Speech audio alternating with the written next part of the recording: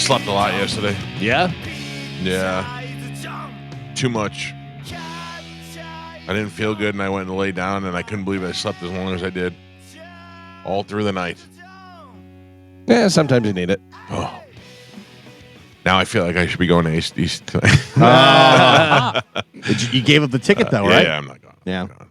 No, you know what I really got jealous of last night? Not jealous. That's a bad word.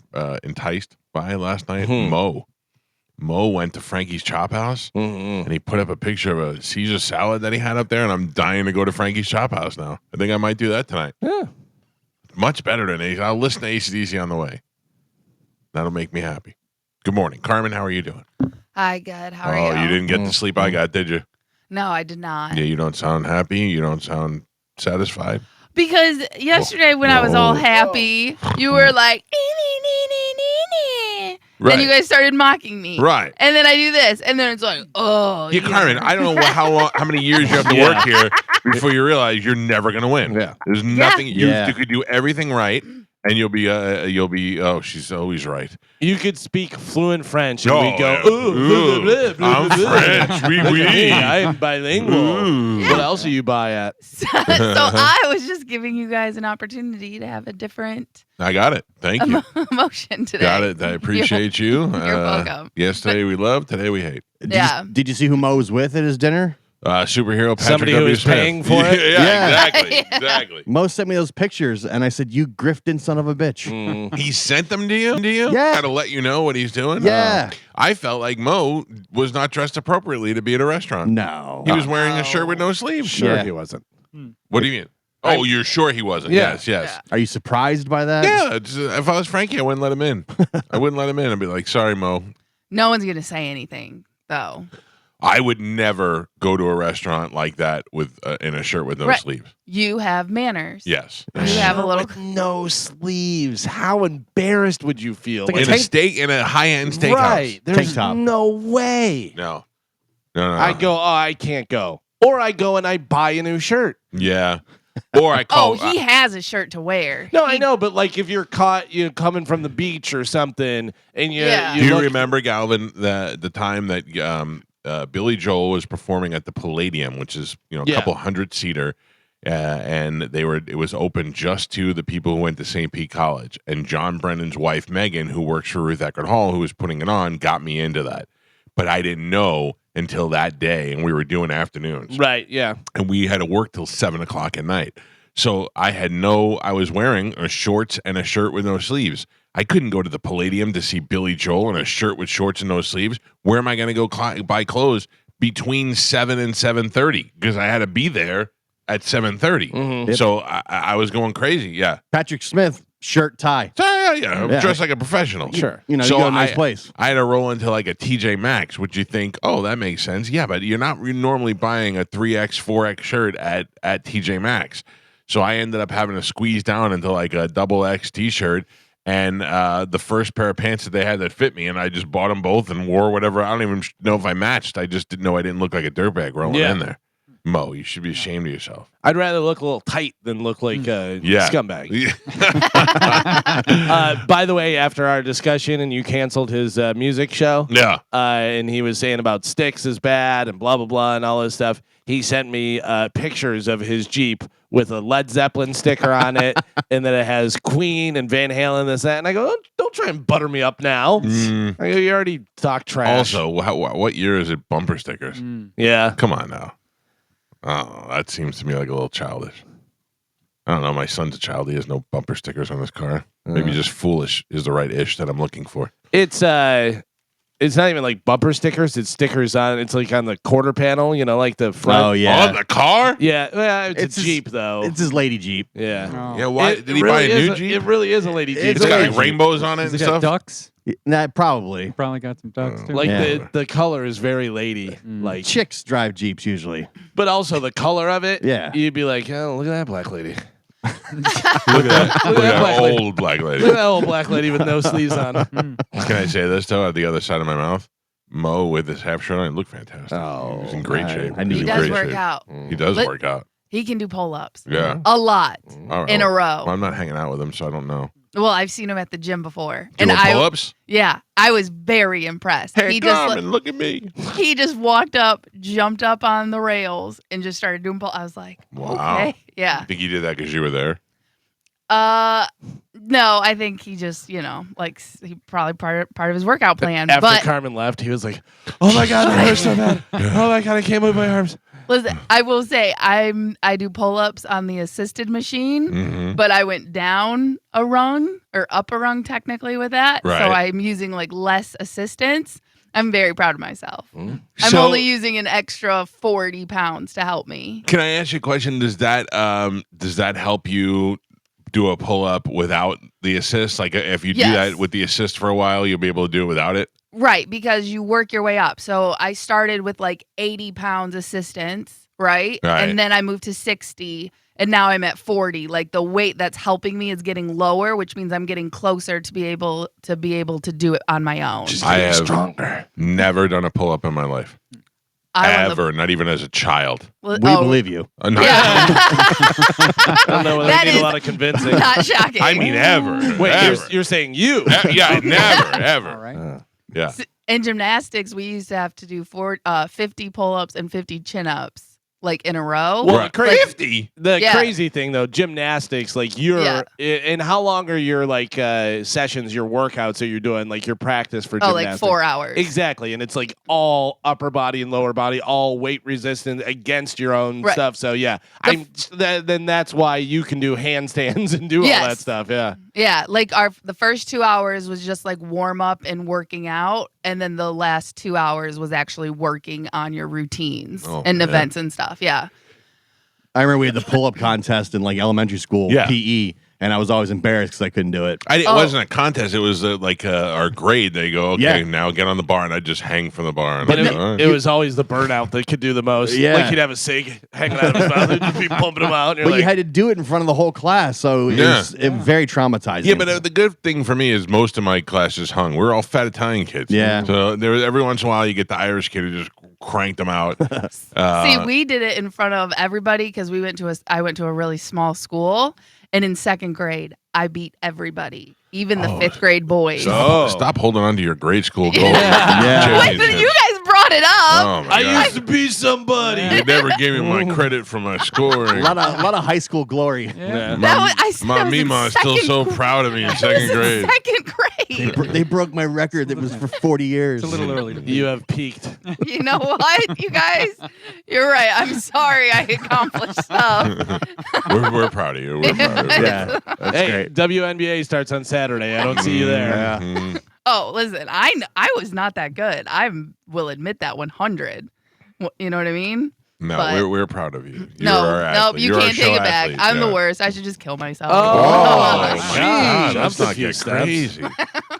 I Too bought early. tickets to go somewhere. Oh, That you were not going to? well, I did. I bought tickets to go to Vegas to go see. I don't know. There was a fight. There was a fight where the Conor McGregor one that he pulled out of. I was taking Joey and Pete was taking Jake, and we were going. Remember, it was last year. Yeah. Yep. And 303, I think, or 301, something. Yeah. tickets were $2,492 each. Okay, not for the fight, for the flight, for a round trip to Vegas. So we canceled the trip, and I called United Airlines, and I was like, I'm not going. Can I have my money back? And they were like, no. I said, what do you mean? They're like, it's non-refundable. I go, so what do I do? And they're like, you just have a credit. Right. And I went, okay, not so bad, because although I have $5,000 looming out there now, it's still a credit that I'm going to use to fly. Well, come to find out, is you have to use it within a year. Oh, Nah. I have no when's plans to go anywhere tomorrow. Oh, Oh, are you serious? So I called United Airlines. How do you think that went? Oh, terrible. Does anybody want to guess how I that bet went? you didn't get a live person for the first half hour. I did not get a live person at all until the only live person you can get is what they say is a live person on chat. First, they tell you, we'll give you our AI assistant. They can help you out with everything. And then if you're like, if that still doesn't work, we'll give you a live person on chat. You cannot talk to a live human being. Can you believe that? Yeah. I've the dealt way with they're it. going. Yeah, it's Yeah. crazy. So I could not get my situation taken care of. I said to them, I have a $5,000 credit that has to be used by the 17th, and I can't use it. What I got to be able to extend that or something. It's not like we're talking about $50. It's $5,000, and they were like, "No, sorry. The only thing you could do is appeal it to our customer service by putting it in writing and then waiting 20 days." I'm like, I don't have 20 days. I have till it was very so. They might as well just say, "Sir, don't you understand? That's how we get you." Yeah, you know what I mean. That's the truth. And then we give you nobody to talk to, and you agreed to it when you bought the ticket, so you're screwed. So what did I do? How did I solve the problem? You are flying to. See you guys. I'm leaving after the show to go to Guam. Abu Dhabi. No, that's I thought. So then I thought, do I just book another ticket? I know what you cancel that ticket. I know what you did. Of course you do. You talked to the Queen of Travel, 100%. April Macy. No, no. Diane. Oh, you got your wife on it. No, Diane from Action on Diane, Travel. okay.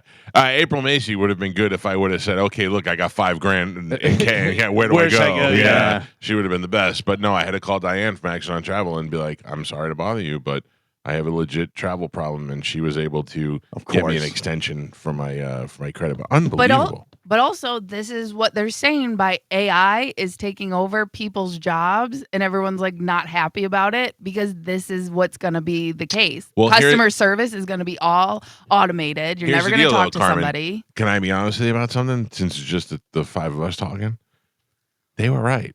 Like, the truth is that their AI handled it perfectly. It said, "Yeah, we told you when you bought the ticket you had to use it within a year, and it's not a year. And if you want to appeal it, you can go to this website and you can put the appeal in," which I should have done more than 3 days before the expiration date. So the truth is, their AI worked great.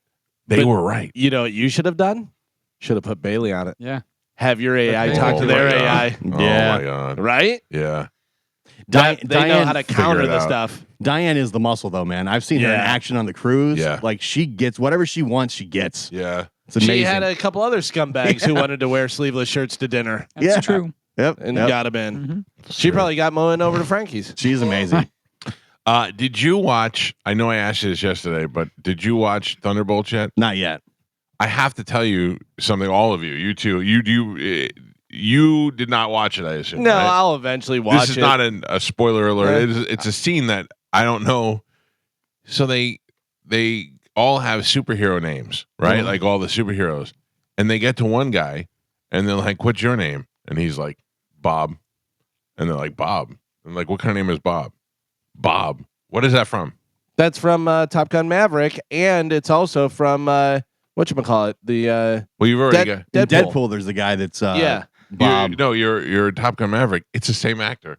Oh, who played is it? Bob, That's and funny. they're like, "Why do you keep saying Bob so much?" And I'm like, "Wait a second, that's really? Bob from the other movie." Yeah, it's a good crossover movie joke. Right. Yeah, I didn't know if you knew about that, if that was as popular. That is Bill Pullman's son, Bob. Oh, is it really? Yeah. I didn't know that.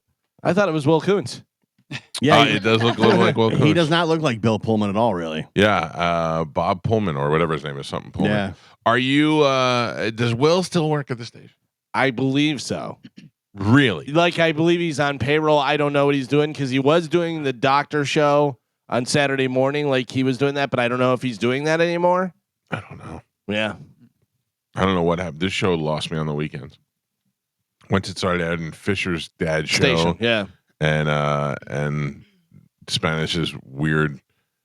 I'm in AA, but I give people advice show. It makes me wonder what's going on. The other day I heard somebody call. I think it was Drew's show. They were like, "Hey, it's whatever from the Tampa Bay Fishing Show." And I'm like, "That show's still on the air?" But I guess so. Like, because when I worked at iHeart back in the day, they had the same gardening show and fishing show that was on FLA for like 100 years. So I guess those shows are just on so early you don't get to hear them. Yeah. Imagine that guy getting up and talking about planting his gardenias.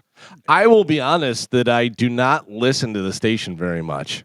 I do. I hear everything. Like, a lot of times I'll be listening to a show and Mo will be like, "If Mike Calta ever heard that?" And I text him, "Mike Calta's listening." I know. I'm always listening to the station. I was just looking through our death pool and nobody has Will. So Right. I guess it's not Doesn't really matter. pressing. Because we said Monday through Friday, like the main time slots. We did. We went hardcore on it. Yeah. Yeah. We narrowed it down. Yep. Who do I have? Can you see that? Yeah. Let's see. I believe you may have Carmen. I think.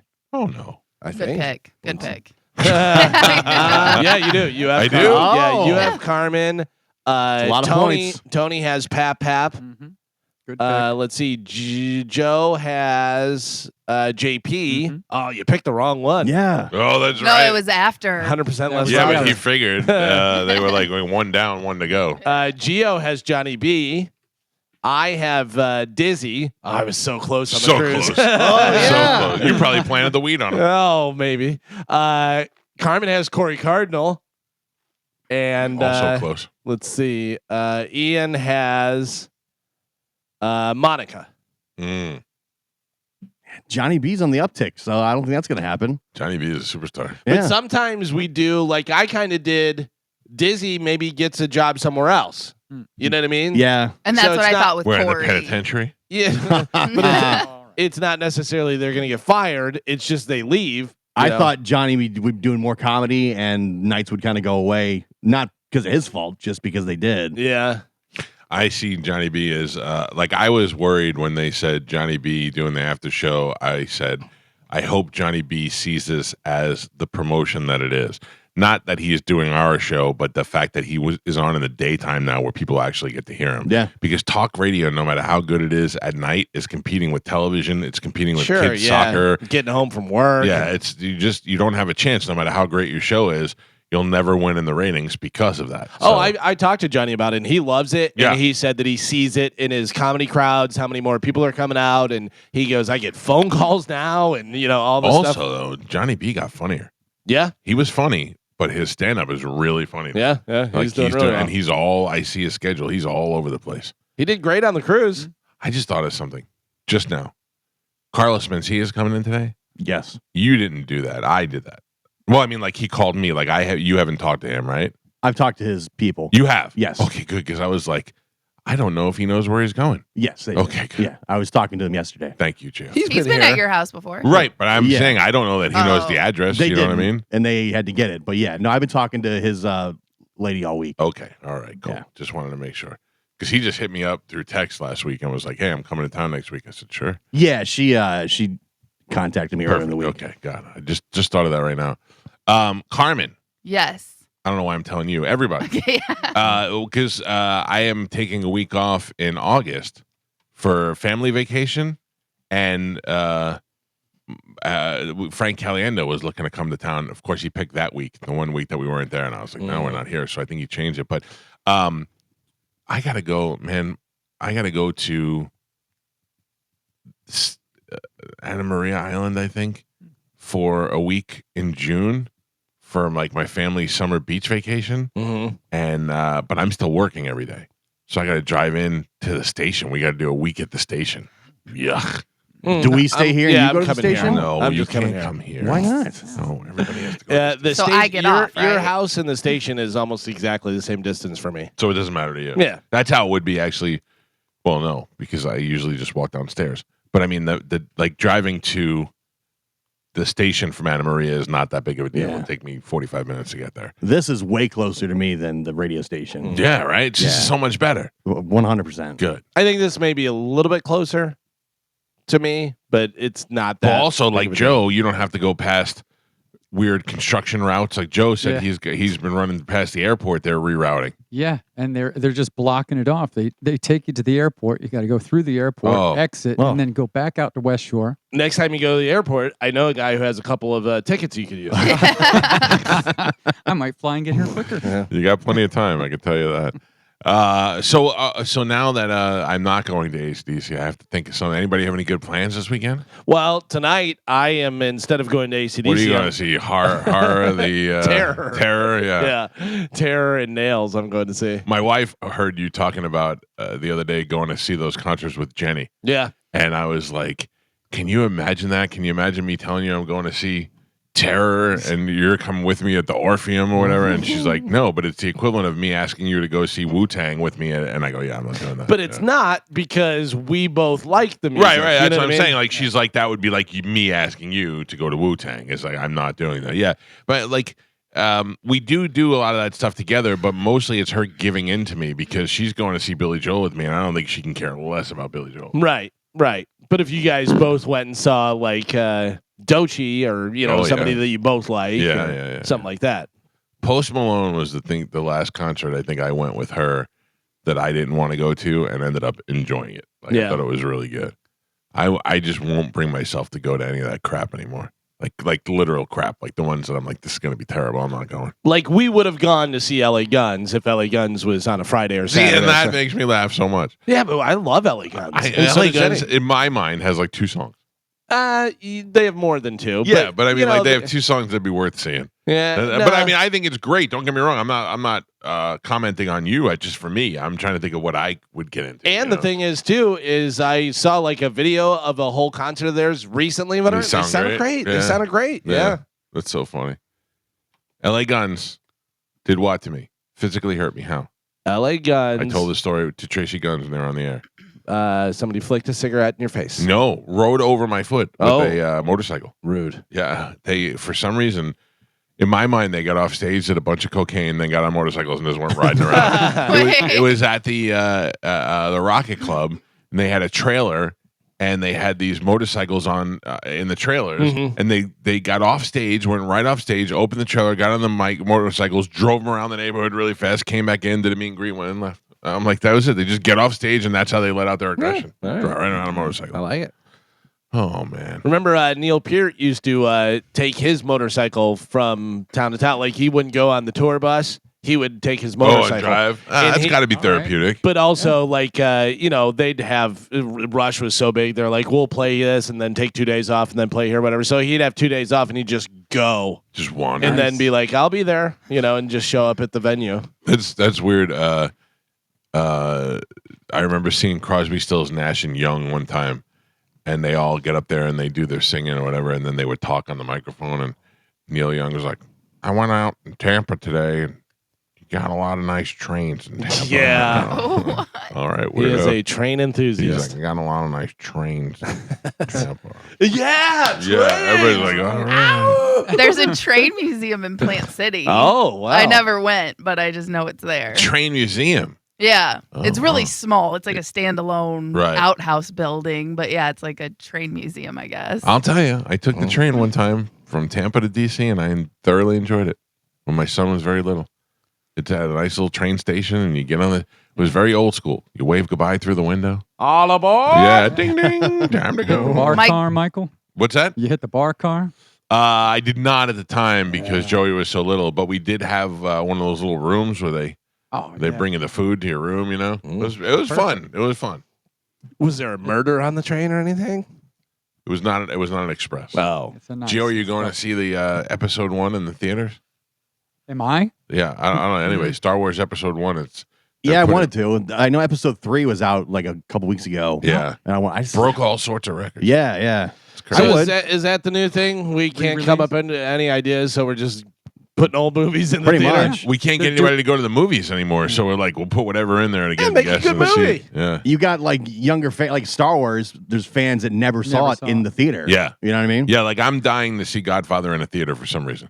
Dude, I've never done it. Tampa Theater does it all the time. I know. Every time they do it, they usually do it during the holidays, and I'm not able to go. So here's the dilemma that I have, Carmen. I'm putting this in your lap.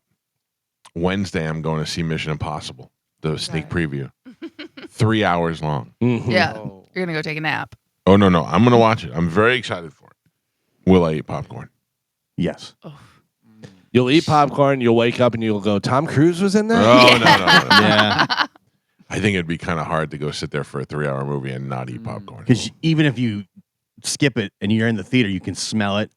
Everybody's got it around you. Yeah. I mean, that's a necessity for a movie. I mean, if you're going to eat popcorn, you might as well have Hooters earlier. No. Yep, slippery slope. Nope. But so if you're going to do popcorn, you have to get a small, and you can't add any extra butter. That is insane. Well, then you can't have it. Yeah. Who knew they even had that?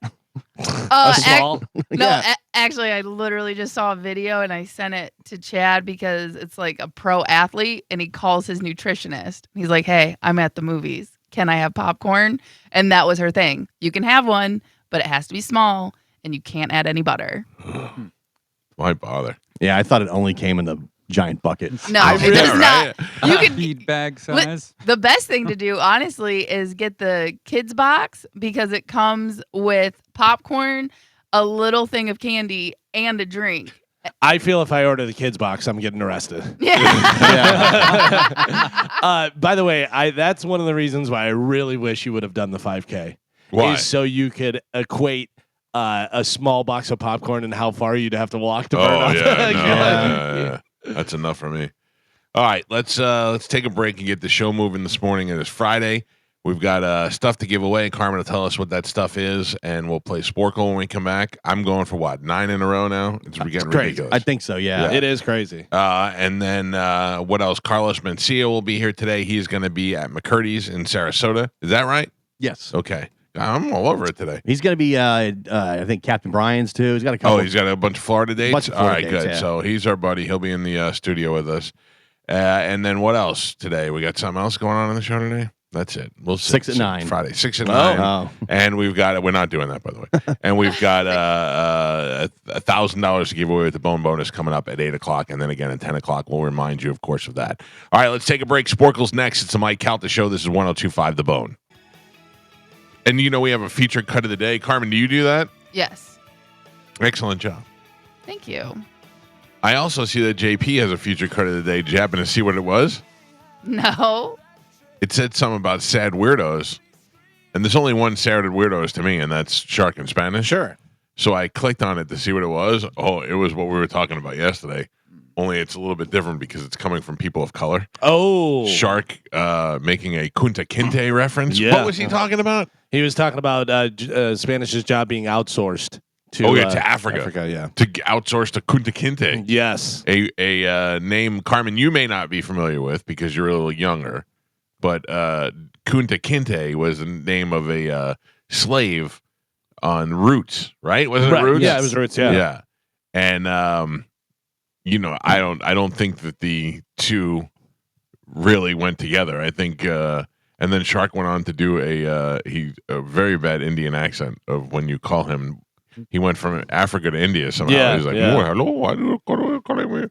Very risque for a weekend show, Yeah. I'll tell you that. Man. Dropped the Kunta Kinte twice that I heard. Yes. At least, yeah. So doubled down on it. And wow. then now Monica and Dizzy were talking about it. So I don't know. I didn't get to hear the whole Oh, thing. you didn't listen to it? Well, I started listening, and then we came back from break. So I went, "Oh boy." Well, you may want to ask Monica when you see her if she was offended in the halls. Okay. Yeah, she's not here this morning. You mean she didn't took off in protest? Yeah, maybe. Maybe. I don't know. No, I needed some help, and she said she's out for traffic, so she'll be here for JP though. Who's doing traffic? Good question. I heard it, and it was because I thought, I go, who's Eric? Oh, I don't know. Guy named Eric. Well, good. I believe Good to that's have what you, he Eric. said. Yeah. Eric. Carmen, what do we have to give away this morning? Yes. We don't have Pierce the Veil because that was last night. Oh. We do not. No, Yeah. you were right. So we have tickets for Stain, Yeah, Ringo Starr, yeah, Mike Campbell, and The non-legend, legendary. non-legends, John Cage. Legend. non-legend, Cage the Elephant. They'll be performing with other legends though. All right. All right. Let's do that right now. A little bit of Sporkle. Here we go. Oh, come on. Oh, it's Monica's fault. Monica. Damn it, Eric.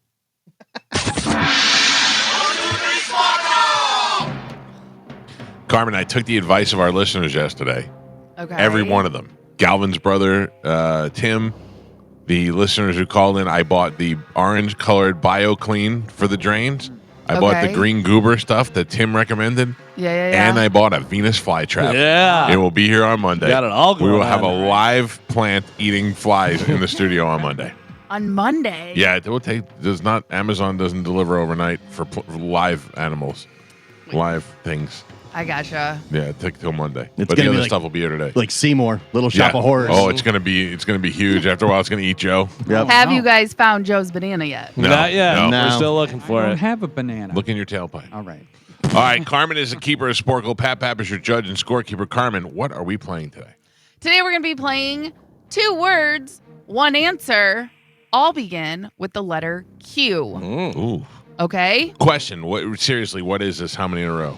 This I think you're is- going for 8. 5 now of your.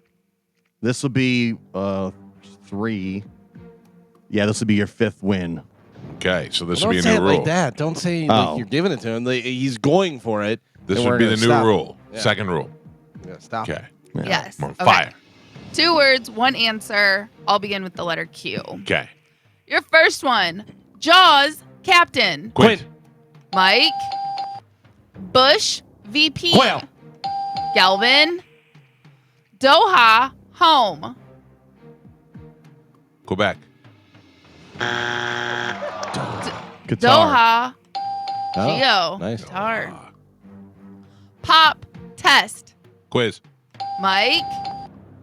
Moby character. Moby character. Quinn.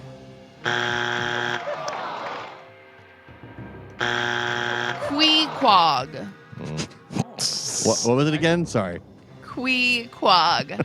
I googled it. That's what it sounds like when you walk. Queequeg. When you have wet shoes. Yeah. That's new. Wow, wow. Queequeg. Wow. Your next one. Who? When? Question. Mike. 4 cups. Court. Galvin. I was thinking 2 girls, 4 cups. Well, Yeah. when she said who when, and I was like, who when? Like I didn't put it together. Like who when? You know what I mean? I was like, is that somebody Asian lady? Your next one. Easy Both- shark. Queen. Oh come on! You can't be talking over top of it. That doesn't count. That's ridiculous. We shouldn't even say it. No. You talked over top of it. Mike gets the Sorry. point. Oh, Yeah, that's You want me to forfeit the point? I'll forfeit the point. baloney. Okay, no point. No point.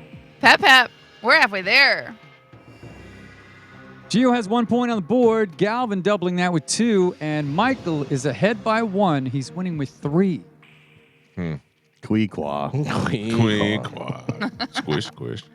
All right, 2 words, 1 answer. I'll begin with Q. Your next one, Riot Band. Quiet. Jesus. Galvin. Your next one, you can't see me, but Air Mart. Quotes. Quotes. Galvin. Australia Airline. Queensland. Australia Airline.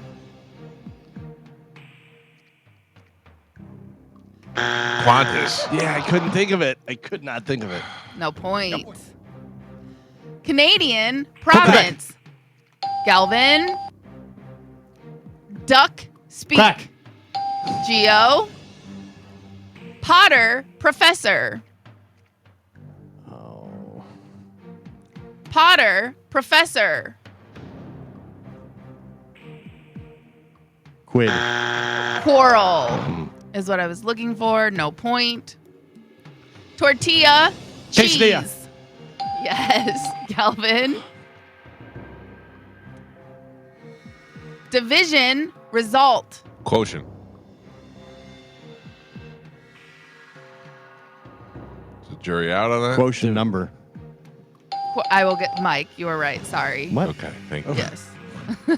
I was Point, Michael. point Mike. I was looking at quesadilla. I was like, how's that on there Oh twice? yeah. I was like, that is not right. Carmen got hypnotized by quesadilla. She's just sitting there drooling. Like the word. We're playing a game here. Yeah, come on, here you go. Pap. We're on the last Oh, 3. come on. Gio has 2 points on the board. Michael doubling that with 4. And Galvin is your leader right now. He's winning by 2. Oh. He's got 6. All right. 2 words, 1 answer. I'll begin with the letter Q. Your next one, pro quo. Quit.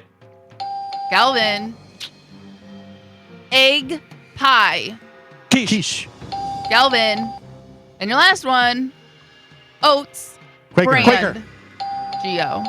Uh-oh. Well, at least I didn't lose by the one that I screwed up. That would have sucked. That would have really sucked. Yeah. I got squashed on that one. I got quashed. That's the first time you won in 2 weeks, Galvin. Hey, all right. Well, when was the last time you won? Shut up. I won last week. Oh. How many did you have? Your final score Gio with 3 points on the board. Michael with 4. And Galvin is your triumphant champion today. He won with 8. Good China! Trademark 2025. Galvin, what line are you playing for? Well, first off, yes, I would like to point out no more rule. I doubled you. What did you have? I had 8. 4. You had 4. Yeah. Oh. Yeah. Straight Well, that one comes into play now. Yeah, it does. Yeah. Sure does. Michael, your rule of God to be canceled. In tribute to that, I'll go with line 5. All right.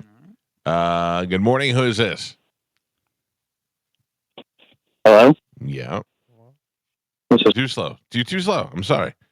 Good morning. Who's this? Too slow. Hello? Oh, my God. Hi. What is your name? You just got in at the last second.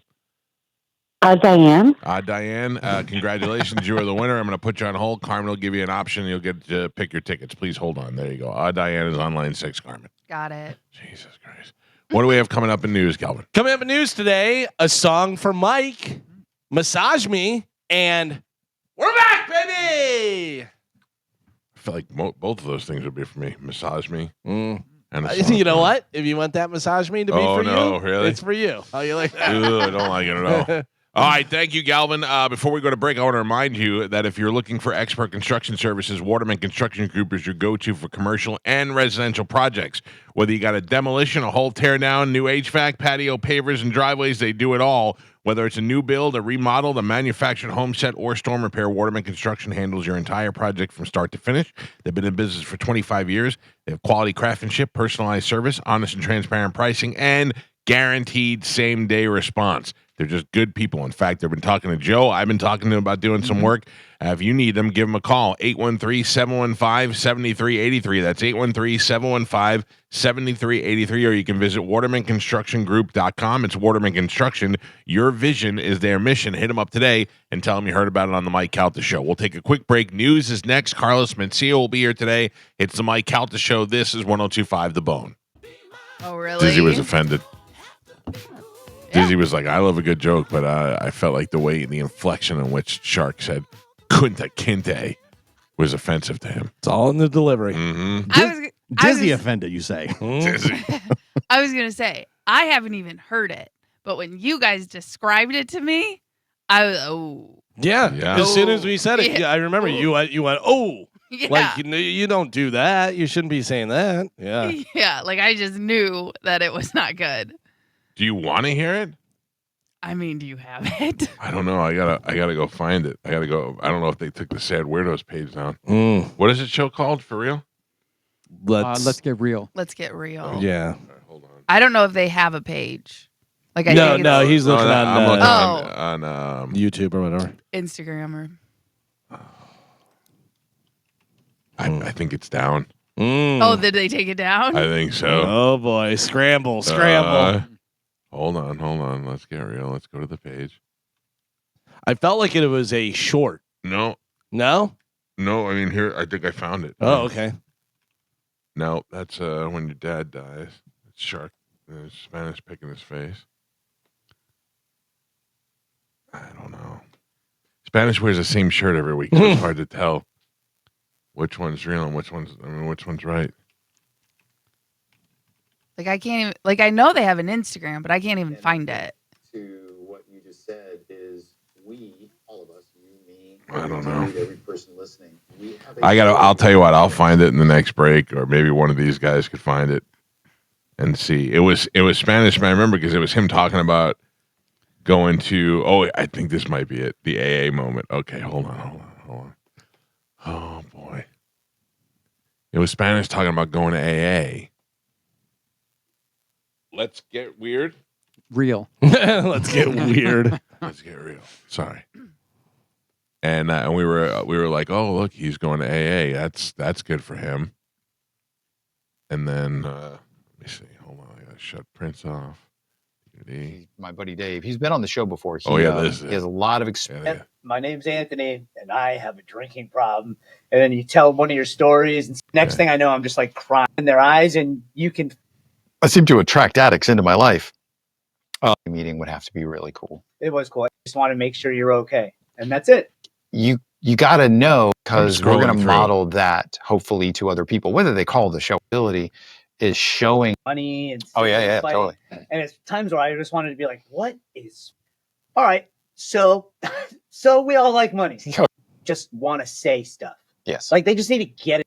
Getting better. Wow. Just getting a little bit better. Why? Because the show is like it's hard when you're in isolation. I was like, oh, I'm gonna go be an entrepreneur. I'm gonna go make a lot of money as an entrepreneur.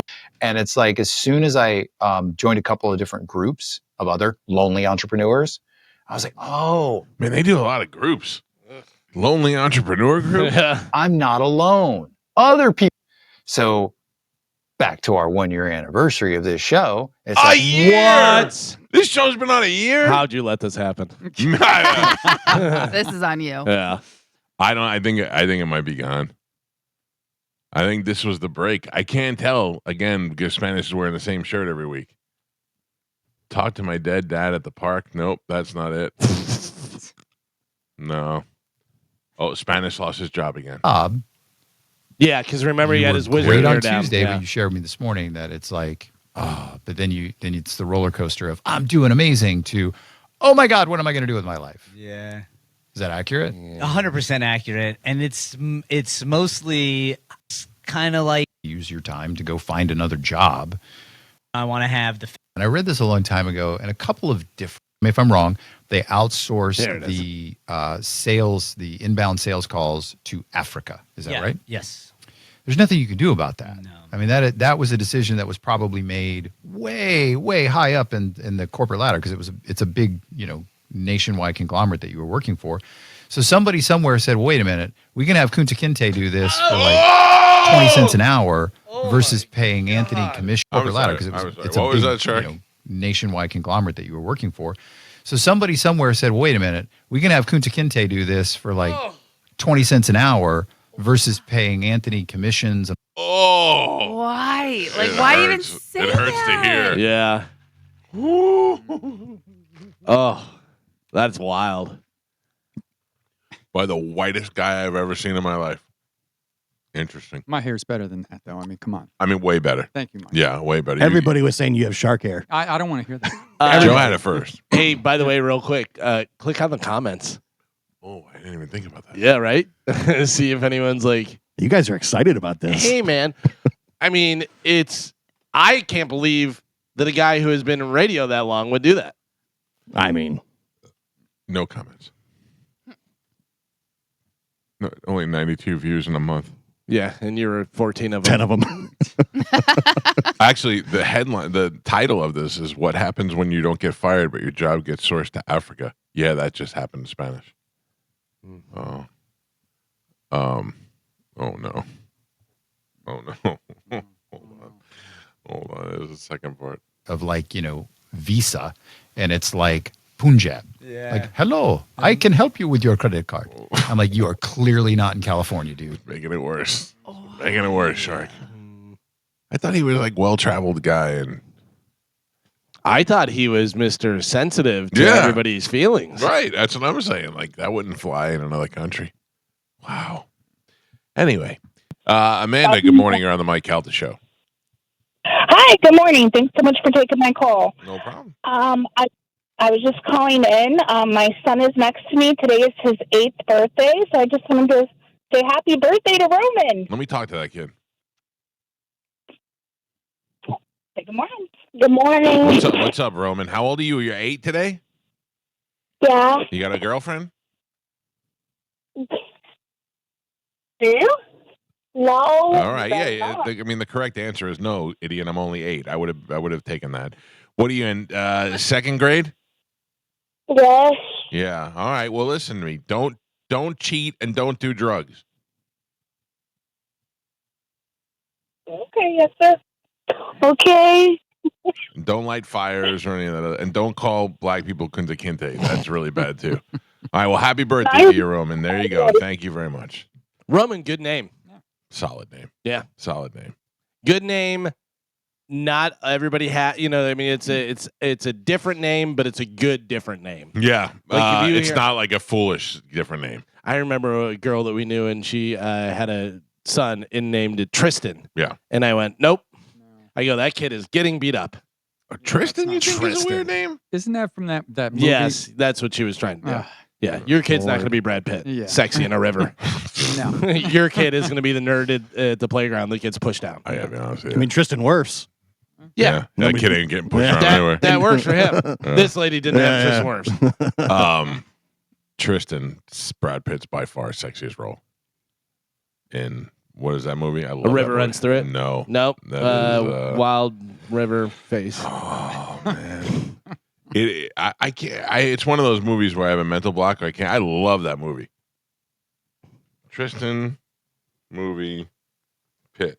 Anybody want to guess? It's something with a river. There's Legends of the Fall. Yep, there you go. Legends of the River Fall. It is. That is a great movie that is long, and I've watched it 1,000 times. I could never remember the name of it because I always want to say a river runs through it. Isn't that weird? Never saw a river runs through it.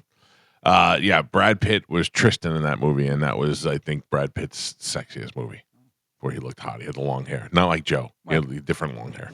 Clean, long hair. All right. Well, he was out of there on the frontier too. Yeah. Ladies and gentlemen, time to check in with Galvin. He's got today's news. Whoa, you are all over the place. And now, news with Galvin on the Mike Calta Show. You all right, Carmen? Yeah. You got multiple button pushes? Well, I just clicked a little too close to the two, so they fired off at the same time. Did you get it, Gio? There's a spider. A spider? Spider. I don't have a plan for that. You know why the spider's here? Came to Catch get the the fly. fly. Yep. Don't Great. kill the spider. Let the spider live. It catches the fly. Crawl on you then. No. Oh man, we're infested, under attack. By the way, I could tell that was more than just a fly. The way you jumped up and started hitting it. Oh, I thought you were going to be like, I got it. I finally got it. I No. killed the It's fly. not just one fly. I know, but you only see one at a time. So That was a big ass spider. how big? like that. Oh, really? The wolf Yeah. spider? What was it? I don't know, but it was. Oh, those are aggressive. Yeah. I don't like I don't spiders. think I got it either. So it's like here Oh. somewhere. Probably cross. Probably on It's your on your legs. back. It's on your back. legs. On your legs. On your legs. It's in your hoodie. What do we have in news, Calvin? Today's top story. We're back, baby. Woo! The WNBA starts today. It runs from. I love that that's your lead story. Yeah, it is. May 16th to September 11th. Each team will play a total of 44 games over the course of the regular season. That's up from 40 games played during the 2023 and 2024 seasons. The games kick off tonight at 7:30, and then more games on Saturday, including Asia Wilson and the Las Vegas Aces taking on the 2024 WNBA champions, New York Liberty, at 1 p.m. And then at 3 p.m., we have Angel Reese and the Chicago Sky taking on Caitlin Clark in the Indiana Fever. Wow. Excited. I wonder if they'll be able to sustain the hype of last season now that it's kind of Caitlin Clark starts dunking threes. They will. yeah, lingering a little bit. Yeah. And I don't think Caitlin anybody's Clark- as excited as you guys are. And Caitlin Clark in the offseason showing her guns off Yeah. and stuff. Yeah. Yeah, I don't see it. The only way that this maintains its excitement is if they start fighting again. If Angel Reese and Caitlin Clark go back and forth at each other, and Caitlin Clark continues to drop threes, then it's exciting. Well, than that, without the WWE, nobody cares. But also, you have some new rookies coming in that are really good too. Yeah, that's true, You know, too. so The you have all that blonde stuff. chick, Paige, is that her name? Yeah. It's Paige. Oh, I can't believe I know that. Paige something. Becker?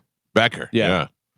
Yeah. So she's coming in. I will tell you that my daughter is well aware of who Caitlin Clark and Paige Becker are, and I mean, I just attribute that to being young girls having a role model. So Yeah. for sure, I mean, that's something. I don't think that she'll ever watch a WNBA game, but it's something to pay Never attention know. to. Yeah. Never know. This is interesting. Dick's Sporting Goods is acquiring Foot Locker. Oh, Dick's Sporting Goods and Foot Locker announced a deal of how much? How much is the deal to acquire? what's Foot even Locker? weirder is now called Dick Locker, which Yeah, I think that's- is what they used to call Carmen in high school. Dickfoot. I don't know. I don't know that Foot Locker was in good shape. Was it in good shape when they picked it up? I don't know. I don't know. That's the question. How much do Yeah. you think Dick's Sporting Goods is acquiring Foot Locker for? $165 million. $165 million. $450 million. $450 million. 250 million. 250. Carmen, what do you think? $1 billion. $2.4 billion. Like Guess it was doing pretty good. You think Foot Locker and you're like, oh, Foot Locker, it's in like 3 malls in America, whatever. Yeah. No, Foot Locker apparently still doing pretty well. $2.4 billion deal to join forces. Federal regulators still need to sign off on the deal. Well, there you go. Dick Locker everywhere. Today is sorry to make you hungry, but I'm going come to. on. Yeah, you. Today is National Barbecue Day. So here's the question for National Barbecue Day: hamburger or hot dog? You can only choose one. Oh, you mean like grilling barbecue? I was thinking right away. I thought brisket, ribs. Well, I mean that's all kind of in there. You can do that stuff, but then also, Oh, hot dog for sure. you go hot dog. Yeah. No. I gotta go burger. Me You a too. burger. Yeah. You're burger burger. guy. You're burger guy. You're burger guy. Because I trying have a to- burger once in a while, Mr. Everyday. Trying to throw us off the scent. Oh, I take hot dog. Yeah. Carmen, hot dog or hamburger? Ooh. Can I just say on a grill, if I'm cooking it, hamburger. If I'm on the street or I have a choice of a Sabrett hot dog from a cart or a McDonald's hamburger, I'm picking the hot dog. It's See, weird. on the opposite, if you're doing it on the grill, I'm gonna go hot dog but like what I like a burger, I want the lettuce and tomatoes and all the fixins. Too much. All the fixins. All the fixins, yeah. So if we're doing barbecue grilled hot dog. Oh, all right. So you and Gio both said hot dog. Mike and Pep said burger. 78% of the people said burgers. What are you? The tying break the tie. I would go burger. Burger, yeah. Yeah, I would go burger. It's more of a meal. Yeah. You have to eat 9 hot dogs to be full. 56% said ribs over sausage. Wait, let me think about that in my head. Yeah, ribs over sausage. I'll take Ribs that. over sausage. I'd go sausage over Really? ribs. Yeah, I think I would. What about potato salad and coleslaw? So, believe it or not, I eat the coleslaw, but I don't feel like I need to have it. Like my mother-in-law likes coleslaw, so every time we buy barbecue, my wife has to buy a big thing of coleslaw. I go, nobody eats this. Nobody ever eats it. No, but nobody ever eats it. Oh, I love coleslaw. Yeah, me too. Really? I like to put it Yeah. on the barbecue sandwich. Yeah. Yeah, you put it on the hot dog or on the hamburger. Yeah. I don't know if there's a thing I hate more than coleslaw. Really? I hate coleslaw. Just could you combine more stuff that I don't like? Cabbage and whatever weird sauce that's in there, and chopped up carrots. It and is just stuff. wet vegetables. Yeah, I do not like coleslaw at all. 66% picked potato salad Sure. over coleslaw. Sure. And then what about corn on the cob or grilled veggies? Corn on the cob. Corn on the Everybody's cob. saying corn on the cob. I go Corn grill- on the cob. I if I could, I'd eat corn on the cob every meal. Yeah. I love corn on the cob so much. It's not easy to eat though. That's why I like the vegetables. Oh, if you got What are you, a dentures, lady? No, I'm just saying you got to pick your teeth for like 2 hours when you're done. it does come with some You maintenance. know, yeah. Okay. You know what? It's worth it. Mhm. All right. It's definitely worth I'm it. not saying it's not worth it. Yeah. Also, you could eat corn on the cob with every meal. It's not very expensive. Easy to make. Oh no, but it's not great for you. Oh, You know what I mean? When I eat corn on the cob, I use a fork in order to avoid that problem. What do you cut it off? No, I just push it past the little nuggets and peel it off the cob. Oh, Yeah. You're cheating. you're Oh. weird. You're cheating. Yeah. What do you cut your Jolly Ranchers too? You weirdo. Yeah. No, you just use the corn on the cob holders and get after it. Yelp ranked the top barbecue cities in America for National Barbecue Day based on the reviews of different barbecue places. The top 5 are, where do you think? Where are you St. looking? Louis. St. Louis, you're going, nope, no St. Louis in there. St. Louis is really good though. Kansas City, Kansas City is in there. Memphis. Memphis is in there. I can tell you Dallas is pretty good. Not Dallas, but you got 2 other ones. Austin. Austin is there. Yep. Houston, No. Austin, Houston. San Antonio. Oh. And then Charleston, South Carolina. Oh, really? Yeah, a little South Carolina. Mm. Kansas City, good though. Yeah. Kansas City, a little sweet barbecue. I am now. You officially made up my mind. I'm going to Prime Butcher today, and I'm getting a brisket. I'm making a brisket this weekend. I like it. I Yeah. like it. So we were talking about massages the other day. You were talking about different massages and, this place getting busted and who cares, but also going into legit places and, going and getting a massage. Well, be careful if you're over in Winter Park, Florida. 5 men have now come forward alleging that they were sexually assaulted by the owner of a Winter Park massage business. They accuse Ronell Michael Gutierrez Galvis, Galvin, owner of Romic Massage and Spa, of performing or attempting to perform sex acts on them while they were on the massage table. So a dude is massaging the dudes, and he's like, "Hey, you want me to massage a little bit down here?" Yeah, I have to tell you, What? I can't. I'm not homophobic, but I don't think I'd be able to relax with a dude massaging me. I told you the other day, some guy that I know said that he goes, I know how you feel about dudes. I mean, he's straight, you know what I mean? And he was like, I'd give you a good massage. I'm like, yeah, but that weirds me out. Yeah, it is. It's a little too intimate for that. Yeah, like when the Asian lady massages me, she does this thing where she goes 2 thumbs straight up my back, and I can feel her breathing on my neck. I don't want Nard to breathe on my 5 neck. o'clock shadow. Yeah, Across the back, your shoulder blades. Or I don't want to feel his biceps brushing against my back muscles. I mean, if you really get in there, you need some hard, calloused hands with strength. I don't like that for a massage. Yeah, but you need it. strong Sometimes hands. you need it. That's why I like the Asian lady, because they stand up on the bars and they use their heels. Yeah, but instead of dirty feet, you get I nice, know. strong hands. I get it, but Nice. it's also weird. It's also weird. I went to a place, and I get a lot of times where I'll get just my like calves and feet massaged. You know, like I love that. That's so good. Whatever.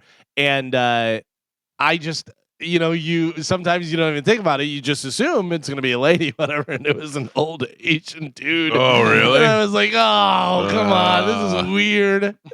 It was just weird. I was just like, I don't know. But this guy was charged with sexual battery. And Also, I feel like if it's a old Asian dude, I feel like he's more being trafficked. Like I feel like the rest of his family's in a container somewhere, and could be until he's done with that massage, they won't let him out. What about like a male chiropractor? Is that in the same? No, I don't boat? mind that. Yeah, I don't mind that because there's nothing. You're keeping your clothes on, and there's That's nothing true. sensual about that. You know what I mean? And also, I'm bigger than my chiropractor, Dr. Bill. Carmen, you've been to Dr. Bill. So when Dr. Bill has to now he'll go like fold your leg, and then he has to use all his body weight to get on me and crush me. I want to go to a same. chiropractor, but I'm afraid. Why? I think they're love gonna it. break my neck. They don't really do a lot of that I neck know. snapping like you see in the videos. It scares me. Yeah. It looks dangerous. It's not. I'll tell you, I always feel a lot better, and the more you Same. go, the better it is. Yeah. And you really, because like my right hip, I could feel is out of whack. And if you go to him, he straightens you out, and then after a while, you're like, oh, I feel it now. I feel better. I feel like it's a lot like cracking your knuckles. Once you do it, you have to do it. So once you go to a chiropractor, Yeah. you have to go to a chiropractor because then you have to get the stuff done. What do you feel like is your problem? A lot of tension in my back. Yeah, but that Back can easily and my neck. doesn't even necessarily. So I had pain in my right shoulder, right? Like I felt it was really off, and it was making my fingers tingle. And Dr. Bill said that my discs were pressing against my nerves. Yeah. So they put me on this table, and they put a strap around my head, and it slowly pulls your head up, but you don't feel it. You know what I mean? Like I'm just laying there, and he'll be like, all right, I'll be back in 20 minutes. In 20 minutes, he comes back. I feel like I just laid there, but what it did was it pulled, so it released the nerve that was trapped between my discs was now free. So that was immediately fixed it. I don't know. And like I used to have like a really bad shoulder problem, and it wasn't even my shoulder. It was something else pulling on my shoulder. Because when you creating sit, creating the problem. So he like adjusted my hips and everything like that. And so it's one of those things like you have tension in your back, but it could be something causing that. Yeah. I feel like it's anxiety and stress. Might be. That it builds Sure. up. Yeah. But I see people that are like, oh, it's so amazing, but it just looks because the one time he was in the studio and I didn't do it because I was afraid. Really? Yeah.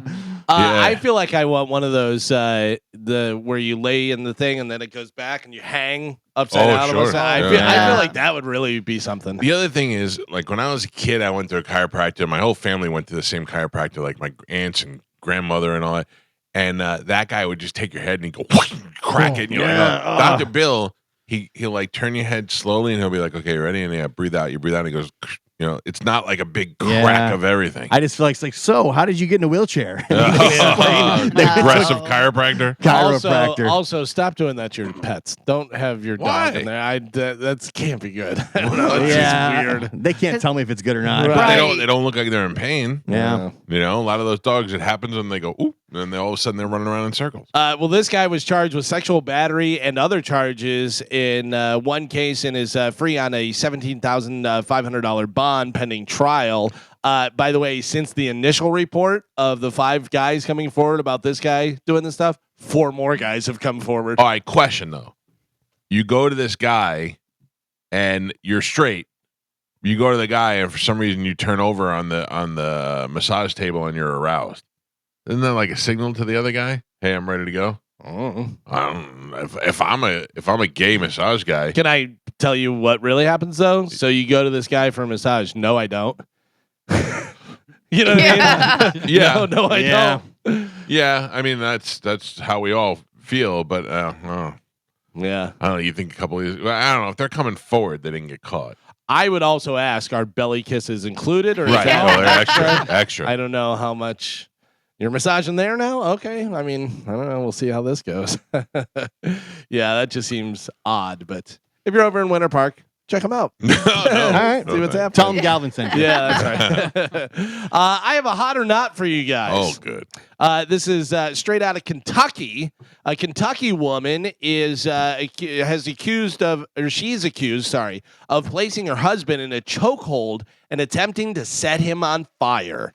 40-year-old Tina Marshall of Richmond, Kentucky, was taken into custody after she allegedly attacked and tried to light her husband on fire during an argument related to finances. When speaking to police, the victim accused Marshall of grabbing a lighter and threatening to burn the house down when he tried to separate from her.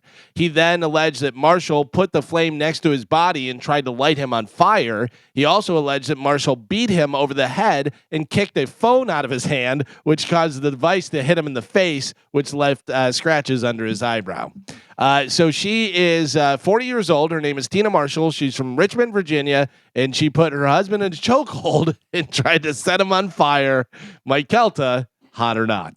To quote the one Napoleon Dynamite, Tina, you fat pig. No way. Not hot. You're saying no? No way. All right. You don't want to be in a relationship where your wife can overpower you in a chokehold and try to set you on fire. Not hot. Gio, what do you think? I never met a Tina that was hot. Also, she has to be big enough to, put her husband in a chokehold. Not hot. Tina Louise. Yeah. From Gilead. I've been hot. Very hot. Carmen, what do you think? Hot or not? See, I think the fire would make her hot. But the fact that she's 40 and putting her husband in a chokehold, I'm going to have to say not hot. You're saying not hot. So all of you guys say not hot. She's got some weight to her. Pap has it on Bone TV. You guys have it on your phone. Take a look. See. Not hot. That's not That's hot. Tina, you fat pig. Yeah, that's 100%. That's a Tina. That is Tina face. Ugh. She has Tina face. Tina Fey? Tina face. What about Tina Fey? True. Tina face hot. Yes, she is. Exception. I have another hot or not for you guys. My gosh. How you like that? A little back-to-back on It's like Friday Christmas. for you. Yeah, no problem. Ashley Pardo, who Hot. is 33 years old, was arrested and charged with aiding in the commission of terrorism. Authorities allege she provided her son with ammunition and tactical gear as payment for babysitting his younger siblings. Pardo bought the materials despite being aware of her son's obsession with violence. That's according to the affidavit, and it alleges that Pardo, quote, intentionally and knowingly aided her son. The defendant expressed to the school her support of her son's violent expressions and drawings and does not feel concerned for his behavior. With notes, the child allegedly indicated an interest in mass shooters and white supremacist symbols.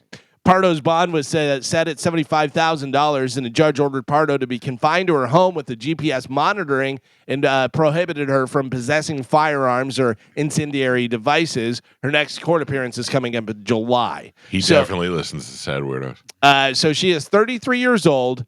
Her name is Ashley Pardo, and she said, "Good job babysitting your younger brothers and sisters. Here's some hand grenades," or whatever she gave them, ammunition and different stuff. Grenades. Mike Calta, hot or not? 33. 33. How old is the kid? It doesn't say the kid, how old the He's kid got to is. be old enough to babysit other kids. Younger siblings, which yeah. means she had him when she was like 15. She's hot. You say she's hot. So dumb. She's so dumb and hot. All right. Oh, baby, here's some bullets for you. Gio, what do you think? Yeah, loading up her son with an arsenal. I think she's got to be hot. Okay. Carmen? 33 and named Ashley. Ashley. Hot. Yeah. Mhm. All right. They all say so. Last one was not hot. You guys are saying that this one is hot. Take a look at your phones, and Joe has it on Bone TV.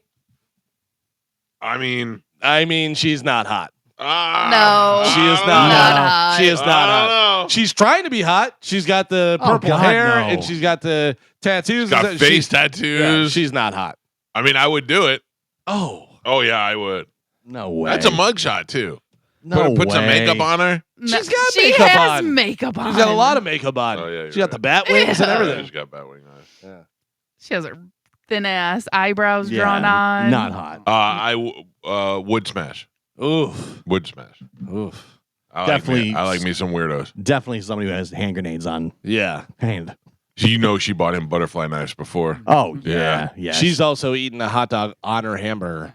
like that. Calvin, can I tell you something? Yeah. We're missing the boat on this. What's that? This should be a television show. Hot or not? Yes. Well. Hot or Not should be a television show where you get a panel of people, 3 people every week. The panel changes. You bring out the top crimes from around the country for that week. Give the background story. We get to ask a couple of questions, decide hot or not, and then show it. All right. I like to be the producer of this television show. All right. Seriously. Let's get this going. Let's get this on TV. We got to think of a new name because there's probably been a bunch of hot or not TV shows. Crime hot or not. Criminal hot or not. I don't know. I'm on it. Just wanted you to know. That face is a crime. Crime scene face. If we had somebody that could put it on TV, like a video guy, let me know. Working on it. Okay. Working on it. An 83-year-old man crashed his car into a bank this month. Not hot. Exactly 6 weeks to the hour from when he crashed his car into the same bank in the same spot. Oh, my God. They hadn't even had time to repair the window, and he crashed into the Leo's exact same back. car. Yeah. 83, maybe you're done driving. Yeah. If you crash into a building once, it's probably time to wrap it up. Yeah. Crash into the same building 6 weeks later. Which one stops it? Yeah. Oh, that's too much. Yeah. I feel like I'm going to be that way in my 70s. Yeah? Yeah, because I don't know. I already now get lazy with the turns. Like, you're supposed to turn and look all the way behind you. I just do the half kind of look, 'Cause nobody's coming. Doesn't look like anybody's coming. Then I would imagine you do a lot of distracted driving. Oh, for sure. But that's been going on for years. Coffee and phone and Pokemon Movies. and dropping stuff. Yeah, movies. Yeah, movies. Yeah. It's actually gotten a lot better. I don't have the movie capabilities anymore in the car. Oh. And coffee doesn't distract me. But and I stopped playing Pokemon. So I'm pretty much on the road these days. I'm pretty much got my focus on the road. That's good. Yeah. You guys will be happy to know I'm less of a danger when you're driving around. We'll see. And my car is significantly Oh gosh. bigger. A Popeyes manager in North Carolina was accused of shooting his coworker over what? What happened to make the Popeyes manager shoot his coworker? Ooh, man. I mean, that takes a lot. Ate his lunch. Ate his lunch. Makes people mad. Yeah, went to the break room and stole his lunch. Took out his gun, shot him. Yep. Insulted his wife. Insulted his wife. Keep my wife's name out of your mouth. All right. He didn't make the chicken biscuits right. Oh, Joe, you're so close. Oh, really? Joe, you're so close. Really? A Popeyes manager in North Carolina was accused of shooting his coworker over burnt biscuits. Oh, my God. The other man died. He shot him and killed him over burnt biscuits. I have to tell you, that's a good that's manager. a good manager. That's a good manager. That's Yeah. a good man. I mean, that is quality control. Like Guess to the next who level. doesn't burn the biscuits anymore? That store is all over. Yeah. now. Nobody in that store. Nobody. You will, for the next 3 years, you're not going to get a burnt biscuit there. Plus, true. how do you not go to that store immediately to get a biscuit? Yeah. Because you know it's going to be the best biscuit, biscuit you've ever. ever had. Can I get let me get a 3-piece and let me get 2 biscuits? I'm sorry, did you say biscuits? Oh, no. Oh, God. Here's your biscuits. Hey, we've got standards. Oh, please don't shoot me. Carmen, you ready to celebrate? Today is not only National Barbecue Day, today is also National Mimosa Day. Okay. I mean, I'm the mimosa king around here. Oh, yeah? Do you use an eyedropper for the orange juice? No. I like a lot of orange juice, believe it or not. Oh, yeah? Yeah, I always used to say on the cruise, if you see me drinking mimosas, I'm doing good in the casino. Oh, yeah. That was my Celebrate. happy drink, yep. Yeah, but you've seen that before where they do the champagne and take the eye drop ring. Yeah. a little bit of I warmth. love a mimosa. Yeah. That's a delicious drink. Too much sugar. Enjoy it. Can't drink them anymore. You ever have a what's the other one? Not a mimosa, but a it starts with a B. Bellini. Yeah, Bellini. Yeah. Like Bellini? No. No? No, I'm all mimosa. Joe Mimosa. Yeah. All right. Check it out. Longtime pro wrestling commentator Jim Ross has colon cancer. The 73-year-old Ross said in a social media post Thursday that he was diagnosed this week and is scheduled to have surgery in the next 2 weeks. Yeah, everybody hit me up and was like, take him on the death pool. That's not a quick thing. And it's, sure it is. Colon cancer, depending on the stage of the it. Stage, and stuff, it's fixable too. You know? Yeah. I feel like he had it before. He had Bell's palsy before. Yeah, something, and then he was cured from that, and then now this. He's a guy who can't catch a break. He's had the Bell's palsy where sometimes he'd be on TV and half his face would be asleep. And then, that's a rough thing to do. It's rough when you're on TV. Iconic voice, though. Like, the best moments all time are his voice. I always liked him. I couldn't believe when they parted with him and Jerry Lawler and went with Michael Cole. Yeah. I never understood that. I don't know if it was money or they pissed off Vince or what. I don't know. They seem like Vince's right-hand men all these years. Did Jim Ross, did he ever go high, or was that Lawler that would be like, oh, no, I didn't do that? No, that was Lawler. Yeah. Oh, okay. And then Jim Ross, I think, is at AEW, isn't he? He was, for a while, I don't know what he does, but that's a pretty solid career in broadcasting. He's been doing it for 50 years. Forever, I think he's the guy, you know? Yeah. Yeah. Speaking of solid broadcasting, Tom Bergeron. Remember Tom Bergeron? Guy, he was Seacrest before Seacrest. Yeah. He was just doing hosted everything. America's Funniest Videos. He was doing Dancing with the Stars, doing all the different stuff. And then they were like, beat it. We don't want you Dancing with the Stars anymore. We're putting in younger people, I think was the big thing. Well, Tom Bergeron is going to host Shark Week, a special Dancing with the Sharks. What is that? Stop. Where divers perform choreographed underwater routines with actual sharks. I hope they get chomp, chomp, chomp. That's the only way that's good. Is if that's the only way people are watching it. They're not. I don't want to see beautiful choreographed underwater routines. I want to see dun dun dun dun dun chomp chomp chomp. Does he do stand up too? I don't think so. But you know what he did do that was very interesting? When he was a kid, he interviewed he has like one of the last interviews of the Three Stooges. Oh, really? Yeah. Howard Stern used to play that all the time. He actually interviewed Mo Howard before he died. And it was pretty good because you didn't really get a lot of them out of character. Didn't he do like a bunch of different people? Didn't he have like Laurel and Hardy and I think a bunch of different people? Yeah, but that was interesting. A little kid coming to the old folks' home and talking to Larry Fine. I know, that's pretty interesting. Justin Bieber's rep put out a statement saying that Justin is not a victim of Diddy. He's broke. Saying, quote, there are individuals who were genuinely harmed by him. Shifting focus away from this reality detracts from the justice these victims rightfully deserve. If I got diddled by Diddy, I wouldn't want people to think it or know it either. So I think he could be lying. And also the other story about Justin Bieber is that he's broke. Have you heard this? Oh, really? Well, he was broke. Right. He sold his catalog for $200 million because he had no more money and he owes Scooter Braun a bunch of money. Yeah. That's rough. They said he was almost worth $1 billion. How does that happen? A lot of people. Because too many people have their hands in your pie. Yeah. And what they were saying, like, because I watched the TMZ thing on Hulu, and they were saying, like, for his tour, like, he would get this crazy jet, right? And then his wife, Hailey Bieber, wanted the exact same jet. But she wasn't going to all the tour dates. So they would have, like, 2 jets. Everything they got, it was 2 of everything. And right now, he's in Iceland recording new music, and he rented out the whole hotel for, like, $60,000 a night. Yeah, you know keep what I mean? everybody away from you. But again, like, if you're broke, why you can't be spending $60,000? Get an Airbnb, get a house. But they're saying broke. It's saying instead of $1 billion, he's worth $200 million. That's pretty good. Because he sold his catalog, right? But that's what I'm saying. He's not broke. But again, you're spending $60,000 a night for a hotel, and you only have $200,000 or $200 million. Nobody tells him no, probably. Right. Nobody tells him no, but he also knows that at his age, all he's going to do is go on tour again, and he'll have another $200 million in a year. He's fine. Yeah, he'll be okay. But that's the trap of thinking that it'll always last. All of a sudden, people are like, Justin Bieber. No, we're not going to go see him. And then you're selling your stuff on resale like Beyonce for $20. You know, think about that. Rough. I'm sure Beyonce thought there's no way this tour is not going to be successful. I'm Beyonce. I just won Country Album of the Year. Yeah. See that? And then you have to do Yeah. Vegas when you're older. You know what I mean? Like Right. you have to do that every year just to make some type of income. Like It's so funny that used to be like the hot thing, and now it's like you're washed up if you're doing Vegas. Like that used to be, I got a Vegas residency. How great am I? And now you're like, oh, you're in Vegas. It's kind of coming back though. Yeah. It's kind of coming back because big- people are doing big like bands are doing it. Yeah, doing like a 1 or 2 week thing, whatever. It's funny because Steve Martin and Martin Short, they tour together and do the thing, and they called their one tour "We Didn't Save Our Money" tour. That's why we're out here. Tommy Lee and his wife have split. I saw that. Oh no! Reportedly because of Tommy's drinking.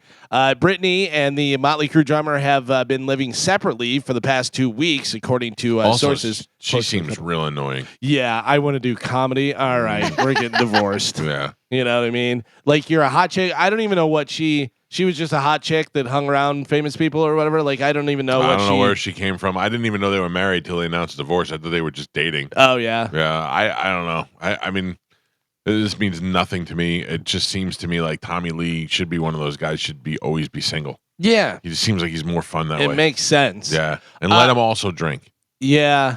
But then he fought his son and his son knocked him out. And Yeah. I that was weird. mean, That was weird. that's probably too much drinking. But could you imagine being Tommy Lee and you get this smoke show girl? I mean, obviously he gets them I all don't even the think time. she's that hot.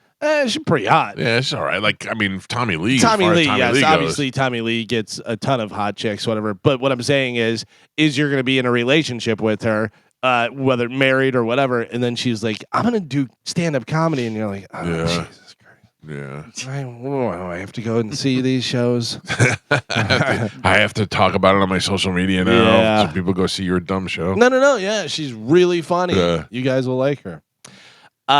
This makes me uncomfortable. Sorry. More uncomfortable than Tommy Lee's wife doing stand-up comedy. I like this actor, and he was great in a bunch of stuff, but I don't want to see him anymore. Michael J. Fox will guest star on season 3 of Apple TV's Shrinking.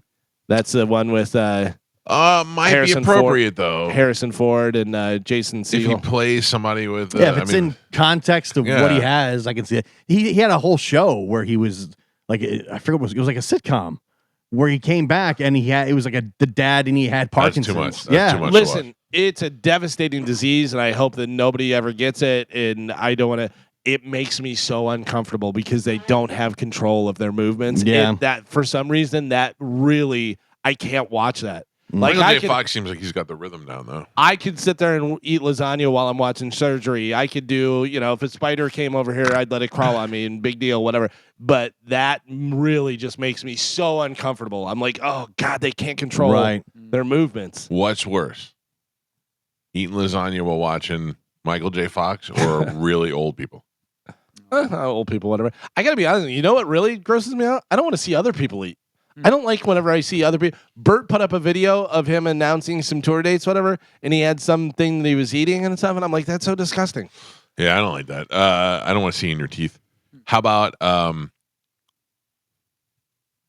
people who use food during sex? No, that's No. gross. Yeah. Don't mix I those. remember one time when I was a kid and we watched Days of Our Lives and Bo and Hope were making out during a picnic and they had like chicken salad in their mouth. They were kissing with chicken salad. I'm like, that's disgusting. By the way, step back there, rum chata. Well, Yeah. that's drinking. That's different. That's sexy time. That's Pouring it different. all over my body. George Clooney's Broadway show, Good Night and Good Luck, will air on CNN on the night of Saturday, June 7th. All right. Should be able to see it. Is that going to be a lot like Hamilton, where it doesn't transfer to, where you're like, TV. if you were there, but if you just watch it on TV, it's probably not going to be. It's very intimate when you're there. Yeah. I can't imagine it's going to be the same, but also for those people who never travel and are never going to have the opportunity to pay for those tickets, it's a good way to see it. Mm. I don't know. I'm not. I don't know if I'll be tuning in. Weird that CNN would play that. Oh, that's right up hit their alley. No, I know, but I Yeah. mean, like, it's, whenever it started out, you're like, it's same with like MTV having TV shows. You're like, it's supposed to just be videos, right? But Yeah. I mean, as they go along, it changes and stuff. Well, they started realizing that the less people pay attention to the news cycle. I mean, how many times can they put the same story on Yeah. every 15 minutes? And then they started putting shows on. I mean, all these networks, like it's weird that CMT was showing country music videos and people line dancing, and you're like, yep, that's CMT. And now CMT just shows movies, reruns of movies. Yeah, like that's where they make all their money. It's weird. All those channels that used to exist don't exist like they used to anymore. It seemed to me like I feel like if there was an MTV that showed videos, I would still watch that, or at least keep it on in the background. Well, it's funny. I was listening. I think it was Segura was on Rogan the other day, and I was listening to that. And Joe Rogan brought up a good thing. He goes, "It's so funny that like videos aren't a thing anymore." With how visual everything is now, and everybody looking at their phone and looking at, you would think now would be the time where videos would be more prevalent than ever. Sure, you know, and they still make music videos. Yeah, they do. Yeah, and I don't know what that's for. I don't know whether it's promotional stuff or. You know what I saw the other day was Daughtry. Yeah, have you seen that guy? No. Daughtry was wearing like overalls with no shirt on. Yeah, and he's got almost like a reverse tuxedo. His arms are all black. He got like it looks like he might have covered up all of his other tattoos. Oh yeah, like his whole arms are. That's his a weird thing. To me. Doesn't know what Machine Gun Kelly has. Yeah, Machine Gun Kelly, just all black. Kat Von D did that. Yeah, it's a weird look. That's gross. Yeah, I don't know what's happening. And that can't be good, right? No. Right, like that it much seems, ink. Yeah, it seems like that would be a problem. Yeah.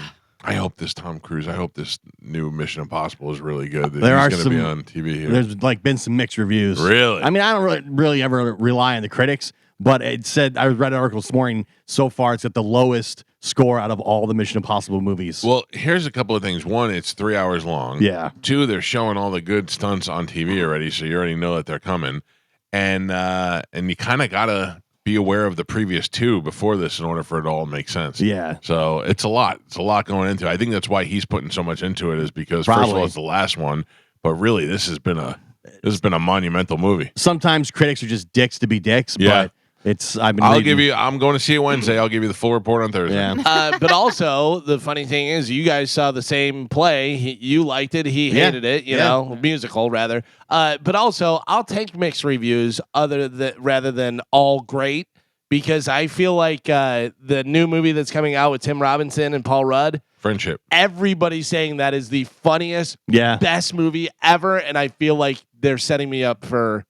That's what I said. I go, the hype is too much, but you never know. Paul Rudd is so good in everything, though. Okay, I watched something last night. We always talk about how we don't watch Seth Meyers' show. Yeah. And we like Seth Meyers, but none of us ever watch his show. I guess Paul Rudd's on that a lot. They do bits together. And I saw a thing that made me laugh out loud yesterday. They do a drinking game, and they make Paul Rudd a drink, and he goes, "You're in the MCU. There's 360 something actors in the MCU. I'm going to show you a picture of them, and you tell me whether I they're saw in or that. not." Yeah. And he got them all wrong. He's like Stanley. He goes, Stanley Tucci. He goes, one of my favorite actors of all time. I'm into the Tucci. He's not in the like. He was the doctor in Captain the first America. Captain Yeah, America. yeah. Yeah. That was just great. Like, he didn't know any of them. Yeah, but it was funny because as they were showing them, I was trying to think, and I missed a bunch. I was like, "Oh, that's right, he was in that." You know, yeah. It's good. It's pretty funny. The two of them together were very funny. Yeah, that's a recurring thing that they do on there is day drinking with Seth, and they go and do that. Yeah. If you have been trashing Billie Eilish for what she wore to the Met Gala, I have. Have you been? Yes. I've seen it on Obsessed with social media and stuff. But if people have been saying, "I can't believe she wore that," and da da da, she would like you to know she was not even there. That those images are all fake. What? Oh, really? Yeah. People are going wild about That's hilarious. look what she's wearing. What an idiot! And she's like, "I wasn't there, you moron." That's great. Yeah, That's I got great. fooled. yeah. How about this? Old Bruce Springsteen, 2, 3, 4, turning into the Dixie Chicks.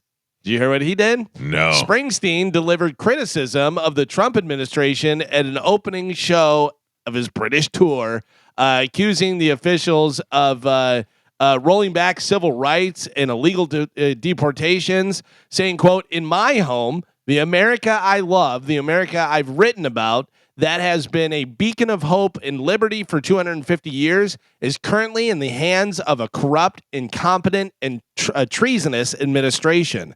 Springsteen then asked supporters of democracy to raise your voice against Jesus Christ. You can do this. Yeah. Authoritarianism and let freedom ring before beginning the show. In England. Yeah. Later in the performance, he described what he saw happening in the United States under President Donald Trump. He said they are persecuting people for using their right to free speech and voicing their dissent. Who is getting that? He also accused the Trump administration of abandoning the world's poorest children to sickness and death, and taking sadistic pleasure in the pain that they inflict on loyal American workers. Oh, he's just getting old. Yeah. He's getting old. Where the hell were you at like 6 months ago, Bruce, when all this was going down? When it could make a difference. Yeah. Yeah. I'm going to go over to England. Yeah. And, I mean, look, in Bruce's defense, he's always been I'll perform at your Democratic rally. He was that guy. Yeah. He was him and Bon Jovi and all those others showed up at Hillary Clinton stuff and showed up at Biden stuff. I mean, but also, I feel like you can absolutely say your say against the administration and what you disagree with and stuff. or maybe just go out there and sing your songs. But when you go over to another country and you Right. do that What's just the makes point? me go, Because you feel like the rest of that country's judging you Exactly. based on the administration. I don't agree with that. Yeah. So how about just get out there and sing "Born to Run" and shut your big fat mouth and make it sound like it does on the album. I was very impressed with Eddie Vedder when he performed in the Hard Rock in Hollywood. He made no major sweeping political statements. Couple of inside jabs. Did take a shot at Ron DeSantis, but in a funny way. And I believe the line was that one of the rock critics wrote about their first show and said Mike McCready played like an assassin, and but it was okay because Ron DeSantis had him taken down because he was an assassin. Like it was just a joke. It's so weird because like right now I just saw Fox and Friends. Kid Rock is up next. Yes, and now Kid Rock is like a political authority, right, on everything about stupid redneck policy and Well, stuff. You know what they're talking to him about? Bruce Springsteen. 'Cause Probably. Kid Rock is like, you Yeah. idiot, you But know. he's on all the time now. Kid Rock is a regular Once guest. he shot up those Bud Light cans, Yeah. he became that guy. Now he's like an expert. Yeah, it's so funny. Even though he's all, I still drink Bud Light. I still serve it at my Yeah. club. I still do this, but I Are shot they- up the can just to be a dick, and it worked. Are they bumping the wrestling guy to have him on? Or Oh, Tyrus? Yeah. No. And then finally in news, somebody sent me a song just for you. A song Just for you. Okay. They said this is a song. I know that you like when people want to tell me something and they come to you and they say, "Tell Mike this." This I absolutely agree with. Okay. And I'm so glad that this person sent this to me. And they said this is a song specifically for Mike. And I listened to it and I agreed. And I would love for you guys to hear it as well. All right. So take a listen. Here is a new music. You say this is for me. New music just for Mike Calta. Okay. Here we go. Don't tell me your dreams. Please do not explain what happened in your dreams. I don't know what they mean. I am just your friend, not your therapist. Therapist, please explain your dreams to your therapist. Therapist, all day long, you tell me about your dreams. Please leave me alone. I am trying to eat cottage cheese. Don't tell me your dreams. Please do not explain. Yeah. What happened in your dreams? I don't know what they mean. I am just your friend, not your therapist. Therapist, please explain your dreams to your therapist. Therapist, all day long, you tell me about your dreams. Please leave me alone. I am trying to eat cottage cheese. Don't tell me your Carmen, you dreams. can cut it there. Oh, that By is the way, fantastic. it goes into a chorus of "I don't give a." Oh, yeah. So I had to cut that part out. Whatever. That is a great song. Yeah, that is fantastic. Who is that? And it's just a guy on Instagram okay. that does it. And I would like to go ahead and thank the person who sent that to me. Thank you, Amanda Kelta. Oh, yes. Yes. She said, I am sending this to you and I'm dedicating it to Wow. Mike. How you like that? Your wife sold you out. She doesn't want to hear your stupid dreams either. She said, I'm dedicating this song to Mike. Hey, too, Brute. Send her a nasty text. How you like that? That was a fantastic song. That really is. And I don't Carmen, care about your dreams. do me a favor, put that on a hot button. I got you. And when I yell, now, just hit it. Whenever Mike's telling us about his stupid dreams. All right. I like it. Yeah, I think it trying hurts to even eat more because your cottage wife cheese. is a therapist. Yes, exactly. Does not want to hear my dreams either. No, nobody does. Especially when I told her it was about Julia Louis-Dreyfus, and she was like, "Yeah, not interested." Yeah, boo. Nobody cares. Carmen, you want to get that duck? Or What is It's that? her alarm, so she knows. Yeah. We got a minute. All right. And- Well, I'll tell you what. No. Oh, okay. Just Tell us wait. about your dreams. Your therapist. I was going to tell you about Zen Film Solutions while we're waiting for that minute to come up. If you want to get tint for your car, in fact, I don't really know. I mean, you have tint on your car, right? I do. Who does not? How do you live in Florida? You have to. With this heat and not have tinted windows. And I'm not talking about that smoke glass that comes with the car when you first buy it. I mean, you really need to get strong tint to keep that heat out so that your ass doesn't burn whenever you get in there. If you don't have tint on your car, you can call 813-TINTING and they will help you out, or go to zenfilmsolutions.com, not only for your tinting needs, but they also do ceramic coating to protect your car. If you have love bugs and you deal with love bugs every year, love bugs have this chemical inside their body. They eat away at the paint on your car. So if you don't properly take those love bugs off, you could run it through the car wash or whatever, but that's still, that inside innard of that bug is still in the paint and it rots away the paint on your car. And if you have a nice car, you want to have it protected. They do ceramic coating there. They do your window tinting. They also do boats. If you have a boat, you can go get your boat protected. And every time you take your boat in, you're docking it. You want to have it protected. They do it all. 813-TINTING. 813-TINTING or zenfilmsolutions.com. Anything that you can wrap, they can wrap it for you. They could change the color of your car. You have a white car, you want a black car, you can get a brand new car without getting a brand new car. 813-TINTING for all of your film needs. Carmen, fire away. Here we go, Bone Fam.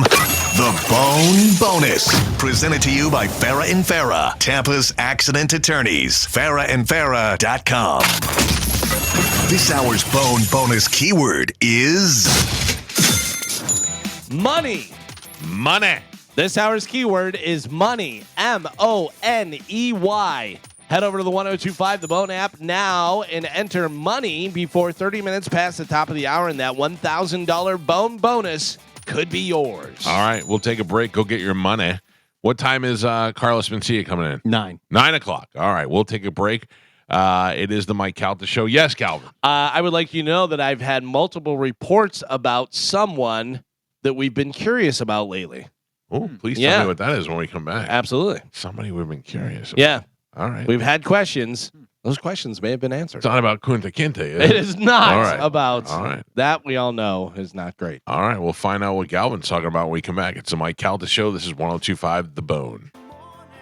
Do they have a new album out, Counting Crows? They do. Okay. They do. Because I've seen Adam around quite a bit, which, by the way... New Adam. Yeah, weird hair. He looks very different. Got the dreadlocks off. Right. But then I saw him recently with the dreadlocks, but I think it was a wig. Oh. I don't know whether he did it like as a joke, whatever, Yeah. like, hey, remember me? This is... Because now he has just like... Normal guy face. Yeah. Yeah. It's Yeah, weird. he looks like a regular older man now. But he still sings like an angel. Yeah, they're great. Mhm. They're one of those bands that's very much them. Like, who does Counting Crows sound like? I don't know. It's weird to me because I compared them to the Grateful Dead the other day, even though they don't sound anything like the Grateful Dead. I like such different types of music. I don't mean like I like all pretty much commercial music. I love pop music. But I'm just saying, like, I my favorite band's Pearl Jam, but I also love Counting Crows, but I also like Bon Jovi. You know what I mean? Like, it's a weird It's group. so funny to me because I will literally put on like Carrie King and be listening to that song and then go, "Ooh, you know what I am to hear? Faithfully by Journey." Oh, yeah. You know what I mean? Like just totally switch it around. Oh, I love that Climax Blues Band, Joe. It makes me think of you. Yeah, that's great stuff. Yeah, I love that old yacht rock. Anyway, Galvin, I heard that you have some reports about the whereabouts of somebody who's been missing. Yeah, so it's one of those things where, you hear one time and you're like, all right, but that person may be wrong because they've been wrong before or whatever. But now I've heard multiple different reports that somebody called Drew's show. Mm-hmm. It was Crazy Patty. Yeah, I was hearing that too. I did not hear any of the information about the call. I just saw online that Crazy Patty was calling into Drew's show, which makes me happy and mad at the same time. Mad that she didn't call me, but happy that she's still alive. She is still alive, and apparently the reason she has not been calling or talking to us at all or anything is because she has breast cancer. Oh, poor. And she had to have a double mastectomy. Oh my God! Oh man, imagine the doctors who got to see her with my face on her ass. Hey, you a fan of the show? Yeah. Oh man, Which crazy I'm not telling this out of school. She said said it on that. the air, Yeah. So, that's terrible. Yep.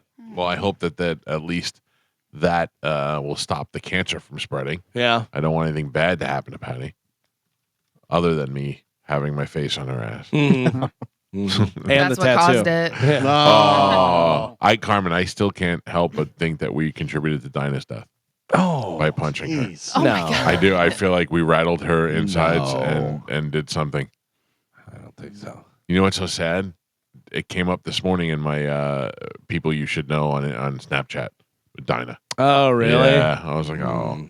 I just think about that. It's just such a sad situation. That kid had a whole world ahead of her. Which, by the way, people have asked me, they're like, are you guys serious? Did Dinah really die? Because you've said that before about other people. No, I'm not trying to make a joke about that. Yeah, no. She actually passed away. And it was really sad, too, because it you went found so out. fast. Yeah, and it seemed like it was like, did you hear Dinah has cancer? Did you hear Dinah's dead? Do you know that? So she left here and went to go work in Texas on a radio show that Ralphie actually hooked her up with, and it was kind of good because she had reached the end here, and she went over and had a bigger role on that show, and she was doing well there, and then kind of got burnt out on radio and quit that show, and I think was going to travel. But I wonder now, looking back on it, if that was really the case, or if she knew she was sick, and she wanted to try and do as many things as she could beforehand. Ugh. I know that she did reach out to my wife, and they talked once or twice because my wife's niece was going through a similar thing with cancer, right? Who also ultimately passed away, and it was weird is that I had texted Dinah the day she died. Well, the day that we found out that she died, I texted her that morning to check in with her and see how she was doing, and then later on that night, I was out to eat with my father at a Greek restaurant in Tarpon Springs, and that was when Twitter was still a big deal. I looked on Twitter, and some people were in Texas were saying that Rod Ryan had reported that she passed away, and it was weird because I had just reached out to her that morning. Well, that was terrible. She came in the studio not too long before that, right? Because right before Christmas break, yeah. it was like our last show, and she came in. Yeah, I feel bad. I'm not. That's absolutely way too terrible. young. Yeah, because how old was she? 30s. Yeah. Early 30s. Early 30s. Like 35 or 36. I think even probably younger than that, Carmen. Really? Yeah. How old are you? I'm 34. Oh, yeah. So she was probably about that age. Maybe she was like 33, 34. And then her mother, who had just lost she just lost her father not too long before that. Mm-hmm. I remember she came down here for her dad's funeral. So, it's a sad situation. Way to bring everybody down. Well, good luck, Patty. Yeah. Patty, still feel free to call this show. I mean, I'd still like to just once, just to check in and see what's going on. Dinah was 35. 35. Yeah. That's crazy. Crazy. How'd you find that out so quick? The internet. Oh, you just look it up. You heard about this? I don't know. I thought I only told you like super famous people how old they were. You can find anybody. Oh, I don't know. Anybody. How old is Because I'm Joe? sure there was like some type of news Yeah, article. there were news stories. Yeah. Does it say how old Joe is? You know. I don't know. Of course you do. You just celebrated his birthday. So you say. He doesn't remember. So you say. Oh, I do remember. It's a great night. I had a good time. I had a great It was fun. Yeah. That was a good time. Yeah. But Good. Joe, you know what else should make you feel good? What? Is all the people that showed up. Oh, yeah. And there were a lot of people that couldn't make it for one reason or another, but wanted to be there. Yes, and I do appreciate that. That was a full restaurant full of people. I was actually surprised that many people were there. That many people Yeah. like you. Yeah. Yeah. Very surprised. I wasn't surprised. Well, You've been around some time. that's true. I will say it was a little weird because that was like our first thing without Spanish, like as a group. It wasn't weird to me. Yeah. It just seemed, I don't know, it just seemed off. You know what I mean? Especially because he lived with Joe. Well, it's funny So- because I asked Joe, I said, do you want me to invite Spanish? Yeah. You know? And what did Joe say? Joe No said, way. Please don't. No. Never. He said, I don't know whether he'd be interested. I don't know. Yeah, I didn't honestly think. I thought he would be uncomfortable, to be honest with you. Yeah, it definitely would have made the night different. Yeah. Yeah. You know. Now it was a celebration of Joe. We don't need weird vibes. What's weirder? That we haven't heard from him or that Joe hasn't heard from him? Joe, you haven't heard from him? No. I thought for a while you guys were at least like keeping in semi-contact. I mean, I think about maybe a month and a half or 2 months ago, he sent me a text and said, "Hey, did you get?" There was some weird phone call that he got, and he asked if it was me, and I'm like, "No, it definitely wasn't me." And that was the end of the conversation. So it wasn't really very long. He just wanted to know if I was texting him under another pseudonym, and I'm like, "No." What like trying to trick him? Well, I mean, I think he thought he was getting a call from somebody like maybe Zoe or okay. And I said, no, that was definitely not me. We have nothing to do with it. I can honestly tell you 100% in all honesty, the only times I've ever really talked about Spanish and even with you guys has been on the air. Yeah. I mean, I haven't, and it hasn't been that much. Been the whole Kunta Kinte thing's got us fired up again right now, but that's not really about Spanish. I have not talked to him.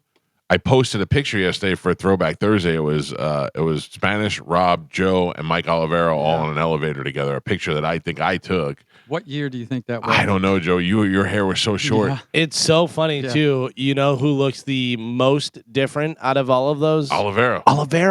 He looks like a little kid. Yep. Yeah, he's a full gorilla now. He's a silverback now. He's a full silverback. Yeah. Full adult. Yeah. Yep. By the way, I sent a thing. You know, we always joke about Olivero being a gorilla and stuff. And I sent a thing to Mike the other day. It was an albino gorilla, and it said, "We shall call him Honky Kong." I thought that was the funniest thing. And I go, how have we not been calling Michael Honky Kong? Do you know how that started? Was Morgan, who used to work, who was Mike's assistant. Mike used to abuse Morgan, and Morgan used to yell at him, and Morgan used to call him a big ape. He used to be like, "Leave me alone, you big goddamn ape!" I'd just be in the corner, and I'd hear, "Leave me alone, you gorilla." He used to fight all the time. Well, it's funny because Olivero does have gorilla shape. Oh, to him. sure. You know what I mean? He's got the barrel big chest. shoulders. He's got like kind of longer arms and stuff. Yeah. Well, he's a full on ape. Oh yeah. So I don't know. I just I wish Crazy Patty would just call us to let us know how she's doing. How about she just calls Spanish? I don't know if we'd ever hear from that. You are the one that reached out to Spanish the most, and he doesn't even write back to you. Yeah, he had texted me recently. Oh, really? Yeah. He asked if he could forward my phone number to somebody. You hold out. Well, we didn't have like a it was just, yeah, you can go ahead. Somebody had asked for my phone number and for a guest, and I said, yeah, go ahead and forward it. Who was it? It was with Carlos. Oh, okay. Yeah. All right. Yeah. Well, that was nice of Spanish. He could have blew that off. Yeah, he could have said, screw you, Yeah, whatever. But he's like, hey, can I forward so-and-so's number to you? I go, yeah, absolutely. You know, it's so funny. If I saw Spanish somewhere, if we ran into Spanish wherever, I don't know, just say Hard Rock. Right. I'd go, hey, man, how's it going? You doing all right? Blah, blah, blah. And that would be pretty much it. You know what I mean? Like, it's no big deal. But also, I never really talked to him that much outside of the show anyways. I did. I didn't. Which is so weird for me because he's like, a lot of times I'll just look at the seat and I'll go, remember when Spanish used to work? Yeah. It's just so weird. He's just completely out of my life. Yeah. I don't know. Hope it's working out. Hmm? You know what I heard? Hmm. I already had a double mastectomy. Oh. Yeah. By the way, I was wrong about the Kid Rock being on Fox and Friends. It was not to talk about Bruce Springsteen. I thought for sure that's what it was about. No, he has a big concert. Rock and Rodeo to kick off the PBR I think that's in Ocala thing. Oh, really? Yeah. Well, I know there's a lot of horses up in Ocala. They do a lot of horse stuff. Up Yeah, there. that big concert that they were doing, right? It was him and a bunch of other Yeah, country artists. he's only doing like small towns though. Yeah. Yeah. It was outside of the major. That's kind of cities. cool, I guess. You know what I say? Try that in my small town. Remember that? Yeah. What was that other guy's name that we used to play all the time? The guy that was real kind of racist. Tony. No. I don't remember, but it Brett. wasn't Tony. Yeah, I know who you're It was talking the about. guy we found by accident. Something Brown. Yes. But not Bobby Brown. Jimmy Brown. Tommy Brown. But it's someone to be. Isn't it something about Buster Brown? Brett Brown. Booty Brown? Oh, God damn it. Now I'll never know. What was his lock your doors in the ghetto or what was it? Yeah, something driving through the ghetto. Maybe to lock your door. Buddy Brown. Buddy Brown. Right? Buddy Brown. Buddy Yeah. Brown. By the There way, you go. I didn't even find it. I Googled, but it came to me. Buddy Brown. Yeah, that was him. Buddy Brown. That was good. Yeah. And that guy, where I kept trying to book him to come do a show because people were going crazy after him for a little while. And I think didn't his dad reach out? His dad lived here or something like that. Yeah, something. Whatever. How about that? Oliver, whatever his name is, Anthony Oliver. or Yeah. whatever. Remember him? I'm not going to take a record deal. Oh, good for you, idiot. Well, he's playing the state fair circuit. Yeah, but also could have had a $250 million record deal or something. Whatever. Yeah, I don't know if you're gonna get that I much, know, but you know what I'm saying. Like Yeah. now he's doing state fairs. Yeah, but you know what though, Galvin? You look at a state fair, and the state fair is going to pay you $2,500 to perform for the hour that night.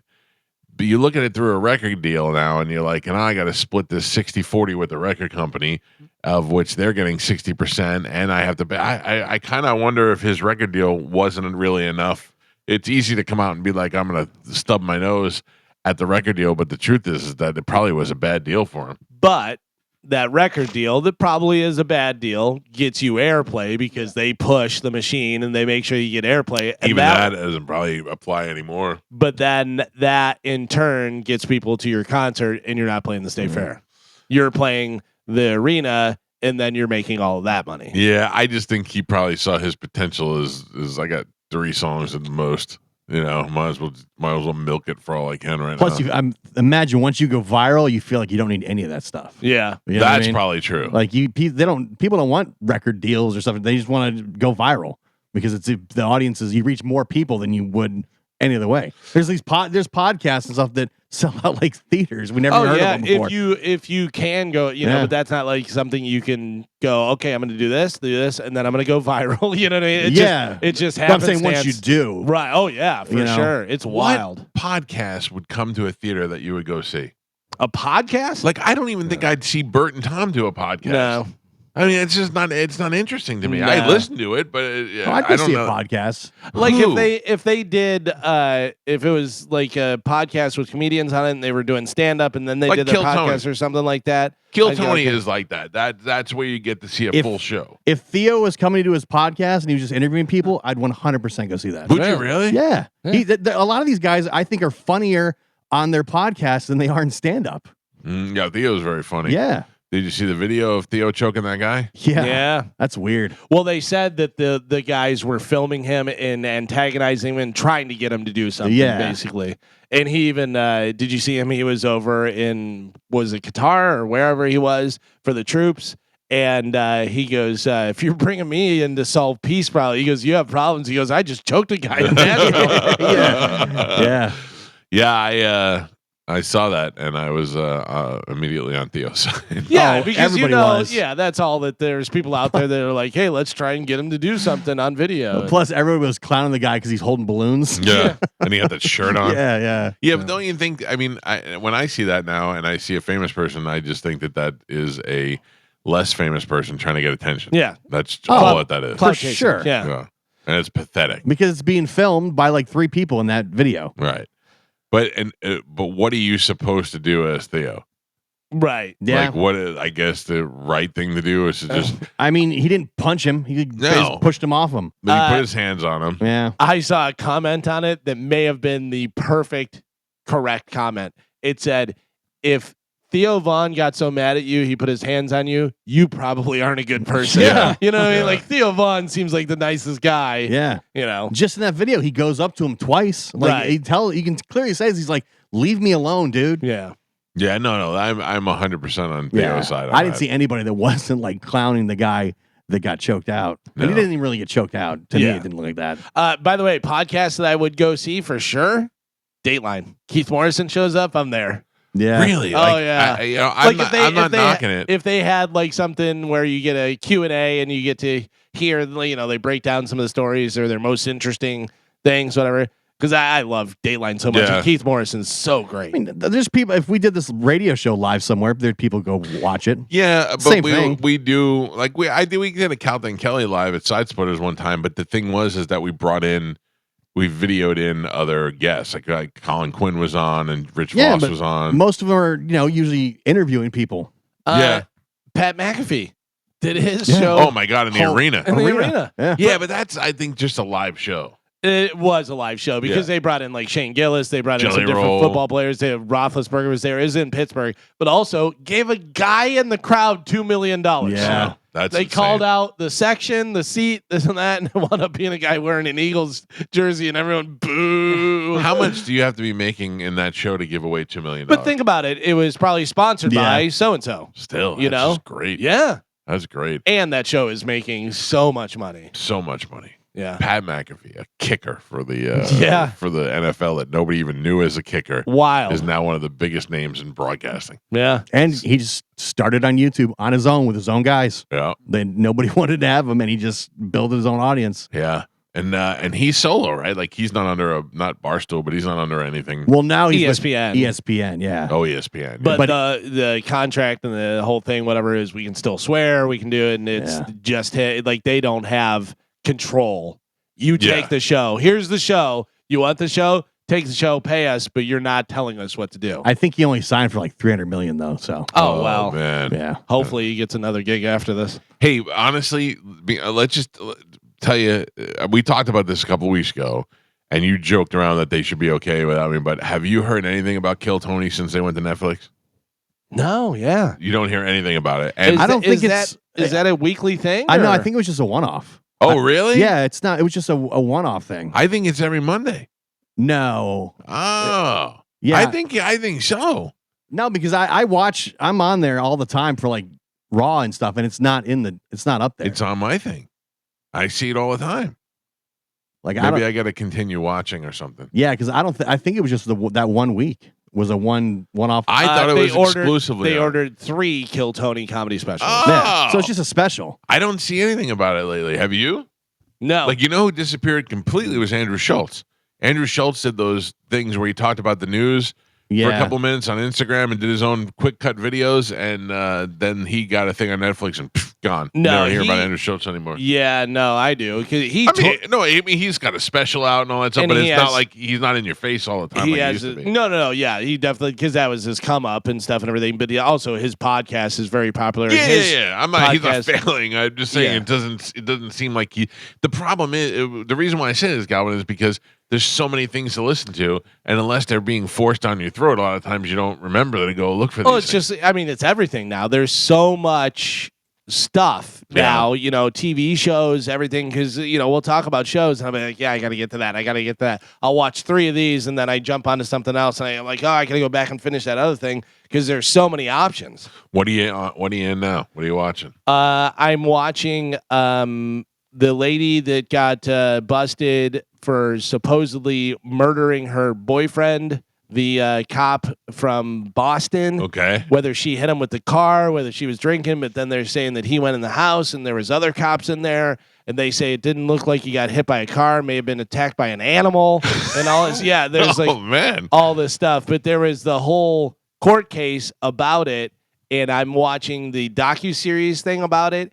In this chick who is attractive, they're treating her like a rock star. Like people I saw that, are yeah. either on the police side or they're on her side, and they're all wearing pink and they're holding sign, and she's high-fiving and smiling and doing stuff, and she's talking to the camera, and they're asking her questions, and she's kind of smiling, doing it, and I'm like, you're gonna lose. Yeah. There You're was making yourself look guilty. Somebody died. A police officer died. You can't smile when you're Right. talking about it. Right. No matter how absurd the situation is or anything. If you're smiling, I go, "Oh, you're guilty." You know what I watch at least once a week? YouTube video of that Elizabeth, what's her name, dancing to "Can't Touch This."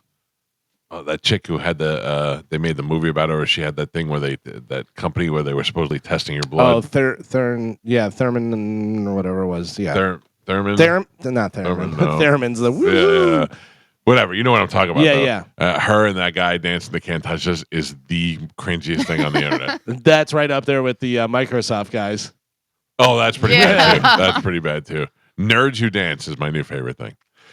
Carmen, Yes, I know we have some stuff to give away. We don't have any more Metallica tickets, do we? we do. Can we give away a pair of Metallica tickets? If you want. Metallica is coming to Raymond James Stadium 2 nights in June. No repeat nights. The first night is Friday, and that night has Limp Bizkit and Ice Nine Kills. I have your tickets to give away.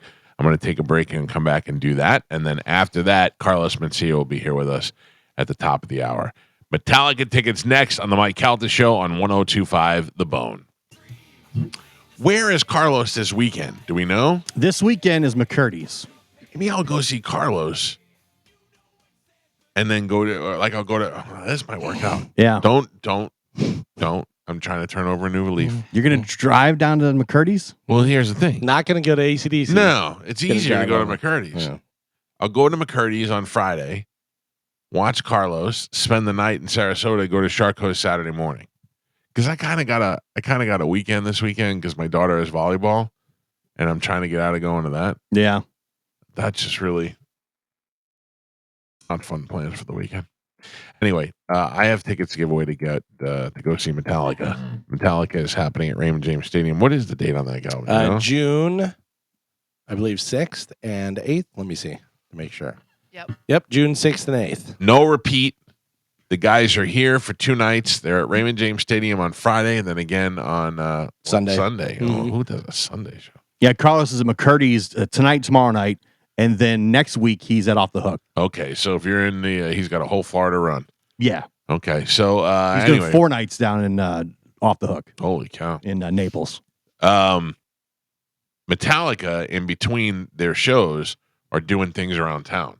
So you'll get to see Kirk Hammett, I know, is doing some stuff at the Hard Rock with his art or something. There's like an art exhibit. They're turning like a whole event to like take over the entire city, which is pretty cool. It's very cool. Yeah. It's very cool. So I have tickets to give away to Friday's show. We're going to do this right now with a game that we have never played any before. It's called Metallica Not. No, I don't know. I just tried to make up a name for it as it worked out. Good. Galvin, I got a full board of phone calls. You're going to administer the contest. Okay. And I would imagine we get, if they get 3 in a row right, they win. Okay. All right. You want me to bring the first contestant on? Sure. All right. Let's go to Nick. Nick, good morning. You're on the Mike Calta Show. How are you, sir? I'm good. How are you? Are you a Metallica fan, Nick? I am. Then this game should be easy for you. Go ahead, Galvin. All right, Nick, I'm going to give you 3 song titles. You tell me which one out of the 3 is an actual Metallica song title, okay? Okay. All right, you're going to have to get 3 right, 3 in a row. All right, so your first options are Hollow Crown, Hit the Lights, The Forgotten Bell. I know this one. The first one. Hollow Crown? You're out. Hit the lights. Big fan. Well, it's hard, dude. Yeah. Oh, because when you said Hollow Crown, that sounded like it would be a Metallica song. Yeah. All right, let's go to. By the way, we're you gonna make them get 3? That's gonna be hard, I think.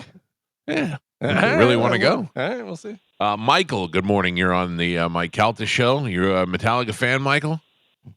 Oh, yeah. All right. Let's try and get you some tickets. Here we go.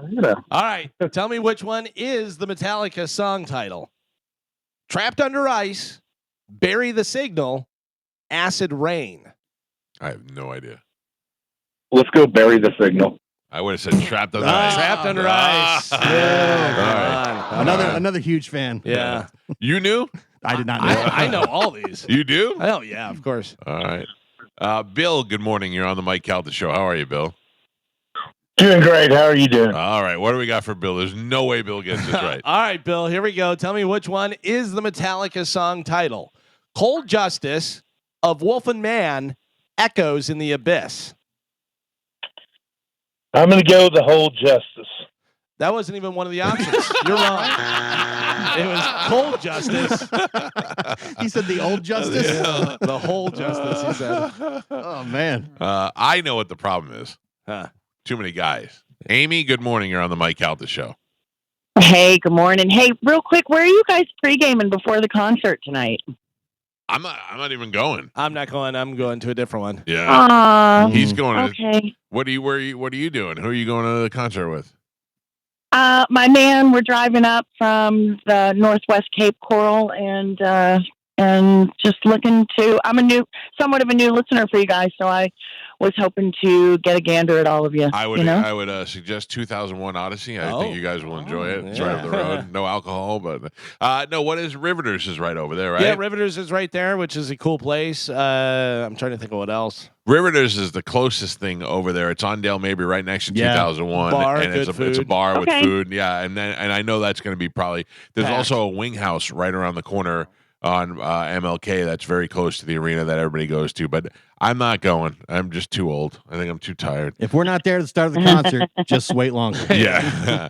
All right. You want to take a shot at this game, Well, Amy? thank you. Yeah, I'm going to give it a shot. All right. Here we go. All right, tell me which one is the Metallica song title?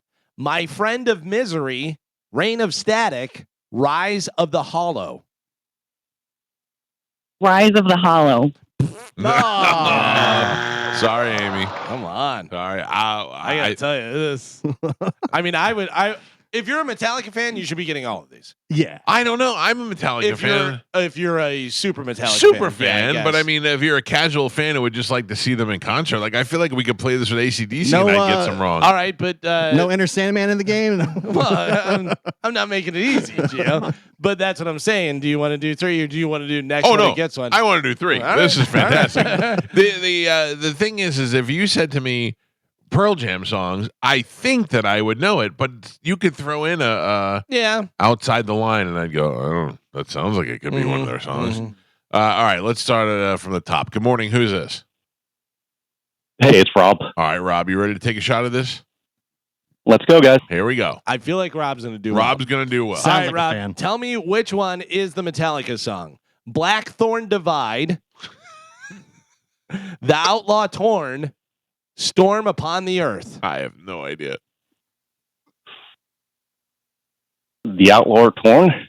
That is correct. Oh, He's got one. He's got one. 2 to That go, is Rob. correct. 2 That to is go. correct. All right, tell me which one is the Metallica song title? Leper Messiah, Twilight Crucible, Grind the Silence. It's Leper Messiah. You better believe it is. You One better more, believe it buddy. is. One more, and you are getting these tickets. Here we go. All right, your next one. Tell me which one is the Metallica song title? Hellwave, Temple of Static, Cyanide. Cyanide. You better That's a real fan. Yeah. That's a real fan. Oh, good Nice. job. I had a feeling Rob was going to do well. Cyanide was the easy one on that Yeah. one. Yeah. All right, good job, Rob. I'm going to put you on hold. Carmen will grab you during the break, and we'll hook you up with Metallica tickets.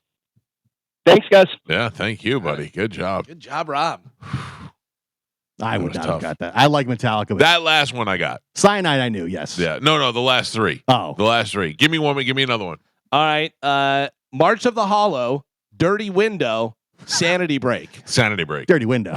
Dirty Window. Dirty Window's a real song? Dirty Window. Yeah.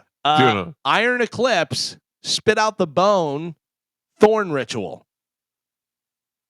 Thorn Ritual. Spit Out the Bone. Spit Out the Bone. yeah. Spit Out the Bone's a good song, too. I like it. All right. How about this one? The Day That Never Comes, Bury the Signal, The Forgotten Bell. The Day That Never Comes. Day That Never Oh, Comes. one more, and I can go to the show. Oh, all right. You want one more? Yeah. I'll let's see. Purge the Silence, Reckoning Hour, The Thing That Should Not Be. Reckoning Hour. No! Ah, The Thing That Should Not Be. So close. Yeah. All You're not right. going. You weren't going I'm not anyways. going. Even if you got tickets, you weren't going. I'm not ruling out going tonight. To ACDC? Yeah. You already did. No, I'm not. And you never know. Things could change. Well, I mean, Pete's already got somebody else going. I don't right? know. I don't know that he does. Oh boy. Call him real quick, Carmen. Oh gosh. Call him real quick. I just want to, because I'm kind of getting nervous. I had a lot of sleep last night. I feel Yeah. better. Yeah. I said to Amanda, I slept after the show. I took a nap. Right. And then I got up and I hung out, and my stomach hurt me so bad. And I was being so mean to everybody. And I said, I'm just gonna go lay down like at 6 o'clock. And I did. I woke up this morning. Oh, really? So I slept a lot. Now I feel like going. By the way, look at next to Trump. Who does that look like? Hey, Pete, it's Carmen from Hey, Pete, it's Carmen. Who does that look like next to Trump? I don't see it. Kid Rock? No, on the right over here, Oh. next to Trump, right there. Yeah, I don't know. TV. It doesn't look familiar to me. It's Spanish. I don't see it. No. No. Look at his little sad eyes.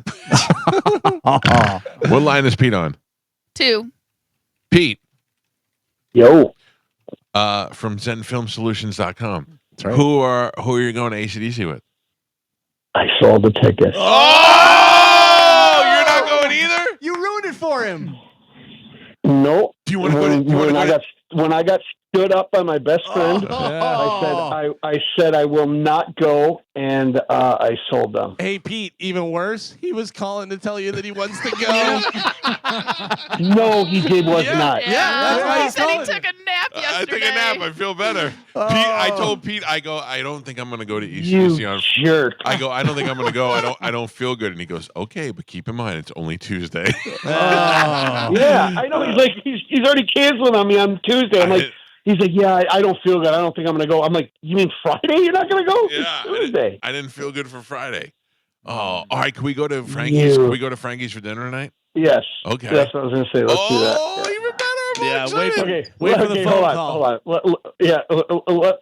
Let's have an under oath moment here. How many times have we canceled to going somewhere and opts of going out to eat instead? Yeah. Well, that's your fault because back in the day. Oh, my fault. Yes, I'll tell you why. Because back in the day, I'd go, Pete, let's go out tonight, and he'd go, okay. I go, all right, we'll go to Carrabba's and then we'll go to Ybor, and Pete would go, listen to me. We either go to Carrabba's or we go to Ybor. Yeah. We can't do both. Huh? And he was right. He was right. But he got that stuck in my head now that we can only do one or the other. Yeah, you can't do both. But I thought about it, and then I went on YouTube and I watched about 40 minutes of their full concert from, I think it was Nashville, and I'm like, yeah, I'm good. Yeah, I saw it. It's good enough. Yeah. That was good. And then I'm like, was really Brian Johnson and Angus the only 2 original members left? And I was like, I didn't even know who that guy on bass was. What happened to Cliff? If Brian Johnson Yeah, called Cliff me, stopped touring with him. If Brian Johnson called me and said, "Son, I want you to come to the show," I'd be there in a second. 100%. Yeah, but other than Absolutely. that, I'm like, it's a Raymond James Stadium. And then There's I'm too many like, people. Yeah. And then the last time we saw him when we were in Wrigley, I'm like, it's not going to get better than that. No. We're watching in Brian Johnson's skybox with Vinnie Paul Pantera. Yeah, I'm like, all right, well. and Malcolm's and Angus's brother was in there, and then we were drinking wine with Brian after the show. We're not going to top that. Yeah. No, you're not going to top that. I'm like, I was like, yeah. Can I help you guys make some plans? Sure. So you were talking about I'm going to go see Terror. What are you going to do? This and that, whatever you were talking about. Maybe going to Shark Coast, going to see Carlos and stuff. Also, down that way this weekend, I sent it to Pete. There's a big guitar festival thing out down there, where you can buy guitars and stuff. Oh, yeah, that's right up Pete's alley. Yeah, Pete. Yeah, it is until I bought this damn building. Guitars are on hold. Yeah. No, now I can go there and sell my guitars. What is that statue you got yesterday?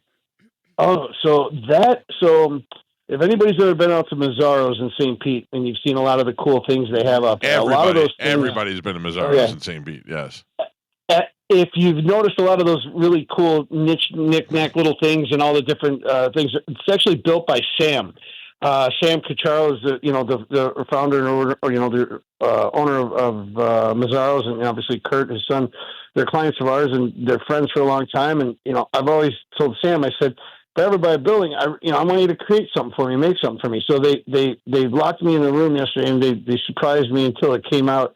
And they put it in, and they showed me that yesterday. Sam made that for me for the new building. So it's awesome. It's like a big bull. It's neat, right? Yeah, it's a giant. Lamborghini is most of the models of their cars are named after famous fighting bulls, so like the Aventador, the Huracan, the Urus. Those are all famous fighting bulls in Spain. So this bull Sam made is resemblance of they're big Lamborghini guys too. And so he made this bull, and it's got a giant set of balls on it. I don't know if you saw that. And then it's got a car as it's just really neat and unique. So yeah, it's pretty cool. That's kind of just be a little focal piece so anybody that comes by the shop get a picture with the bull. Yeah. All right. Good. Well, all right. So tonight we're going to dinner. Yep. We're going to dinner. Let me just tell you what I'd like to do. Unless Brian Johnson calls you. No, I don't think that's going to happen.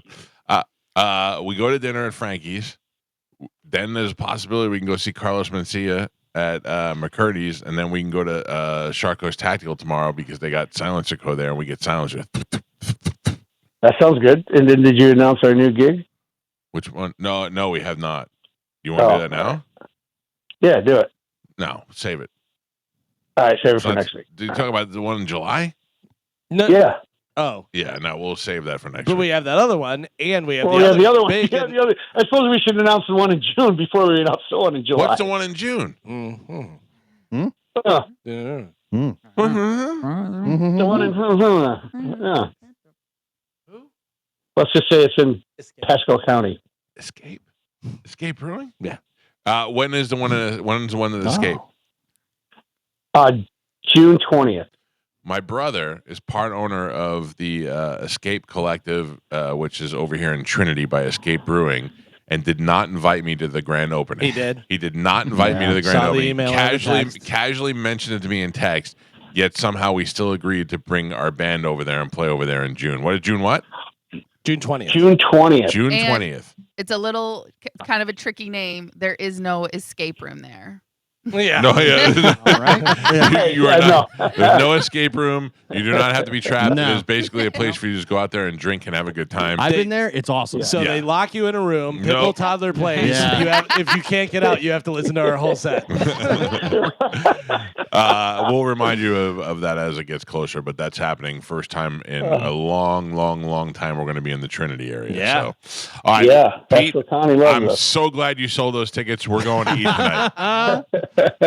Done. Can I just tell you something? The last time we went to Frankie's Chop House, and one night we went with Jessica, It was amazing. I am still thinking about the food that we had from that night. And then Mo posted pictures that he was there last night, and now that's what I want to do. I want to go. No sleeves, Mo. No, yeah, and Mo went in there with no sleeves. I texted Frankie after we ate. I said, I don't know where I've been. It's the first time I'm here. I love this place. Yeah, it's great, right? All right, we're going there tonight. Yeah, that's good. All Yep, right. done. All right, I'll call you later. All right. There you go. See, that worked out perfect. Oh, that worked out for the better. Very nice. Is Carlos here? Yes. All right, let me take a break. Carlos Mencia will be in the studio with us next. It's the Mike Calta Show. This is 102.5 The Bone. In the studio with us, one of my favorite people, Carlos Mencia is here. Carlos, By the way, I thought you were punking me on the way in here why? because there's a cleaning crew Oh, that pull in, dude, and I was like, he is not doing. No, you came in the Mexican back door? Yes, dude. And they're all walking in with vacuums, and I'm right behind them, and I'm looking at this like I look like I belong in this picture. And one of them looks like my cousin. I swear to God, dude. I wanted to look at her and go, Clotilde, Clotilde. And they're speaking Spanish, and I know exactly what they're saying, and I'm like, at the same time, Can you seriously? communicate with them to me? So they have love been to. here for about 6 months. Yeah. And they're relatively new, and I don't get to see them a lot because I'm in here. Yeah. By the time I get out of here, they're done. They're only here on Fridays. Okay. And I feel like they're afraid to talk. Like I'm always looking at them like, hi, and they just put their head down and Yeah, walk. not a lot of eye contact. Yeah. It's not them. I know, but I want them to let them know I'm okay. Okay, I'm a nice guy. I'll let them know. No, because, dude, when I was a kid, my older brother used to clean buildings downtown, and Right. a lot of those buildings had they were like law offices, and a lot of those guys stay late, and they would he would tell me, don't look at anybody in the face. See, Don't look at nobody in the face. So that's what when we go to when you go to places like this, Yeah. with people like you just it's almost like clean the house, and I don't want to talk to you. I don't want to see your face. I don't like it's Out very of sight, it's very out of sight, out of mind. Yeah. I don't and I feel think that. it's a lot of guilt. I want to chase them around, going, "Thank you so much. Thank you for doing this. I'm so sorry that we made a mess." Dude, two of them are hot. I'm Yeah, like, dude, oh, yeah, this yeah. is the beginning of a Pornhub video, yeah. bro. Also, let me know if any of them wants to make I some will extra let them action. know, bro. I will let them know. This is the one that starts with, I'm going to clean your house, and then like you have a nice pool, and then wow. I know Right? guys who have made the move on hotel maids and have gotten some action on that. Like that. That's not just from the pornos. That's legit. It's happened. I wouldn't even know where. I've been there. Oh, yeah. I've been there, dude. I've been there. Really? Yes, bro. I I don't know. was I would there never where I have the was like, balls. oh my God, Carlos Mencia. Oh, well, that's different. Yeah, you know what I mean? That yeah, helps. bro. I know, dude. It was so crazy. Yeah. And I felt so weird because I was like, don't you have to go to work? You know what I mean? I was the one like going, no, you should go back to work. And At they're the like, end no, of it, it's where you're okay. like, "Hey, by the way, listen, I don't mean to be a dick, but can I get some extra towels?" At the end of it, I just was like, you don't need tickets to the show or anything. do you?" No, I wasn't insensitive. They were, I did get a bunch of, because I love the Dove. And these ones this was back in the day when those were like really high end, the little Dove ones. Right. So I did take some extra Doves from her. That's so funny. Yeah. That's so funny. I would love if you got done and you go, by the way, I'm not Carlos. Oh, dude, that would have been great, right? My name is Randy. I get it all the time. Yeah. But my buddy got it the other day. Really? Yeah, we were at and we were staying at this place that didn't have a lot of nice hotels. So it was a choice hotel. It was like a Quality Inn or one of those type places. And we walk in and he had a Wu-Tang Clan. And the woman goes, "What you know about Wu-Tang?" And he's a white kid and he told her and she was like, "What man, don't worry." It was like, "Wait, what were you gonna ask?" He's like, "I know where he's staying."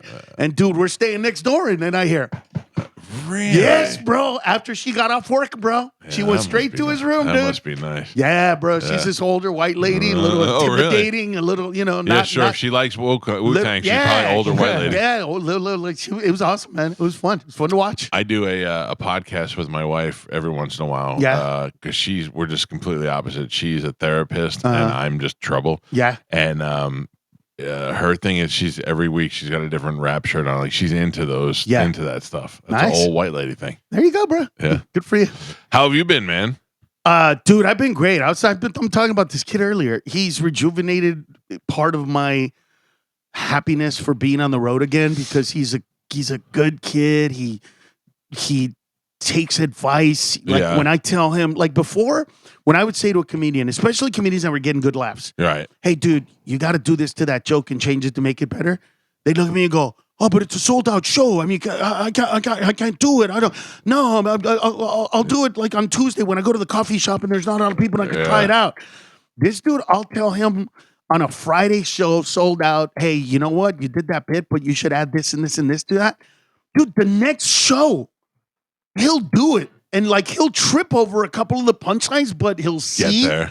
Yeah. Like he does this really great bit that it's basically about how Mexicans today are like Jews back right before the Holocaust. Right. When they were looking for them and trying to find them. Yeah. And so his take was that Elon Musk is coming to people's houses to check out if you have any illegal aliens and Mexicans.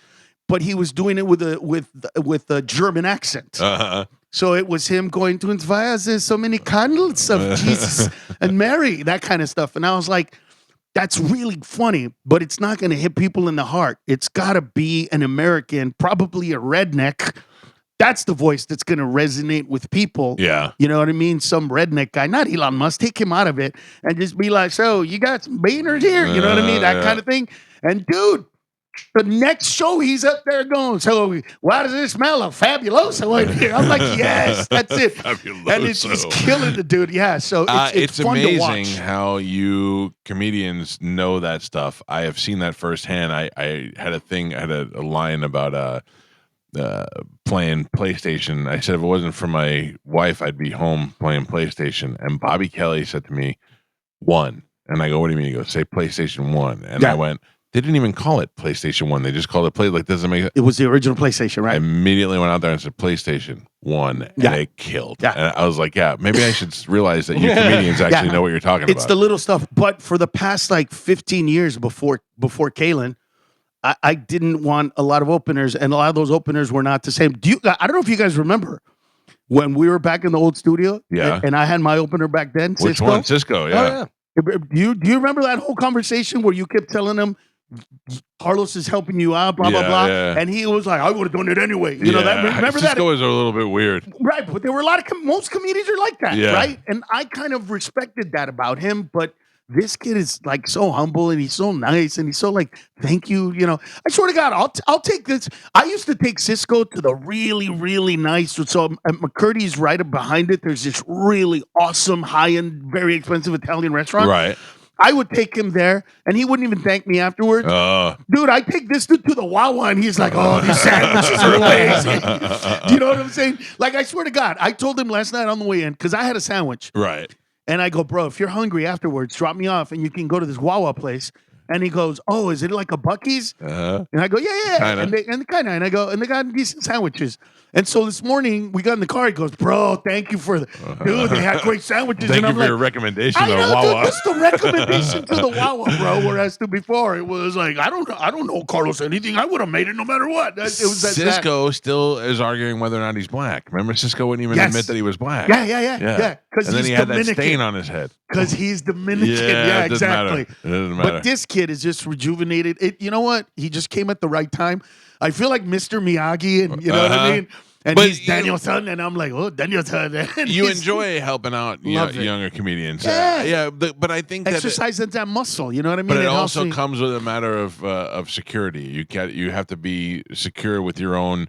Like you want to see other people do good. Hell yes. Yeah, a lot of people aren't like that. A lot of people are like, I don't want you to do good unless it's not as good as me. I hear those stories, bro. Yeah. I hear stories of comedians that are like, I went and I got a standing ovation and then I was off to tour. And I'm like, dude, if you get a standing ovation before me, you're making it easier for me. Right. I'm going to get a standing ovation too. Right.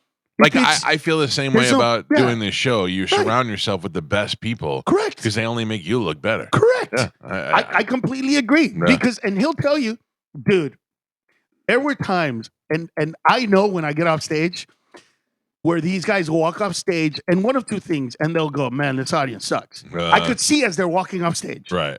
Man, this audience sucks. And literally 5 minutes into the show, I look in the back and the look on their face is like, nah, we suck, bro. We suck, dude. Yeah, the audience That is was doing all great. us, Yeah, bro. These yeah. guys, this crowd is amazing. Although you do have some challenges ahead of you in the next couple of days. Yeah. You get the early show at Off the Hook Comedy Club. That's an old That, Off the Hook is tomorrow. I mean, Okay. next week. This week is The McCurdy's. McCurdy's is good. Yeah. McCurdy's is not nearly as old as Off the Hook's early show. I believe it or not, I don't get that. You Like I don't Yeah, get everybody. those. I mean, there were actually We get a different crowd. But the older people, believe it or not, with me, Yeah. they love me. Yeah, it's not Because I'm their throwback. The old people come up to throwback. me and go, I remember when comedy was like you're doing it. And then they go, Don Rickles. And I'm like, Jesus Christ, really? That's my comparison. Yeah. Don Rickles. Hey, take it. That's not so bad. No. Could But be what worse. they're saying is like he used to make fun of everybody. Like I Right. remember my father went to go see Don Rickles and he came home kind of pissed. Oh, really? Because he got You know- made fun of? No, because he didn't make fun of him. Oh, he did make fun of him. Yeah, he was mad because he was like, I was in the front with your mother. She looks white. I look like this with my mouth, how I talk. I go, I mean, your accent. He goes, yeah, you see. And nothing. He wanted to be made fun of, and so Who were your comedy idols that when you were starting out? well, see, I when I was starting out, I didn't know what comedy was until like literally 5 months before I started doing stand up. Right. It's so funny, dude. About 3 weeks ago, I performed in Los Angeles. Well, in Pasadena, it's a place called the Ice House. And I look over and I go, "Oh my God, Lana!" And she goes, "Hi, what's going on?" She was my girlfriend right before during the time I started doing stand up. And I stopped and I started crying. And the audience is going, "What's up?" I go, No. This isn't like some love thing. She's one of the reasons I ended up doing comedy. I had a job at Farmers Insurance. She got free tickets to go to the Improv. Oh, really? And she goes, She took "Do you you. want to go see a stand-up show?" And I said, "What is stand-up?" We go, "Remember?" She goes, "Yeah, I had to explain to you what a comedy club you was." weren't even a fan of comedy. Wasn't even a fan of comedy. Bro. And so I go, "Well, what do they do there?" And they go, "They tell jokes." And then I understood. Oh, tell jokes like, the ones my dad tells when he gets drunk in the backyard. Right. Yeah. And we went, and I remember there was 5 people. I only remember Rick Dukeman and Paula Poundstone. Oh, really? But Rick Dukeman was doing this bit about being in line behind an old lady at a supermarket. And he just kept getting angrier and angrier when he was like, "Oh, she's pulling out a check. Oh, she has coupons." And I just was like, I feel that way about life. Right. I could do that. And that's when the little seed was born of me going and doing stand-up. No kidding, huh? Yeah. So I discovered stand-up when I was really young. So my idols aren't big idols. My idols are guys like Charles Kozar, who taught me to stay in character. Guys like Steve Greenlee, who just committed to a joke no matter what. Guys like George Wallace, who doesn't matter who he would kill. Yeah. Guys like AJ Jamal, who most people don't know, but God, that guy was just funny all the time, no matter what. Never cussed. just those kinds of guys, and I emulated those guys. And Rick Wright, the guitar, the guy that did the music stuff, and those were so I was influenced by all those guys. The problem is I was really young.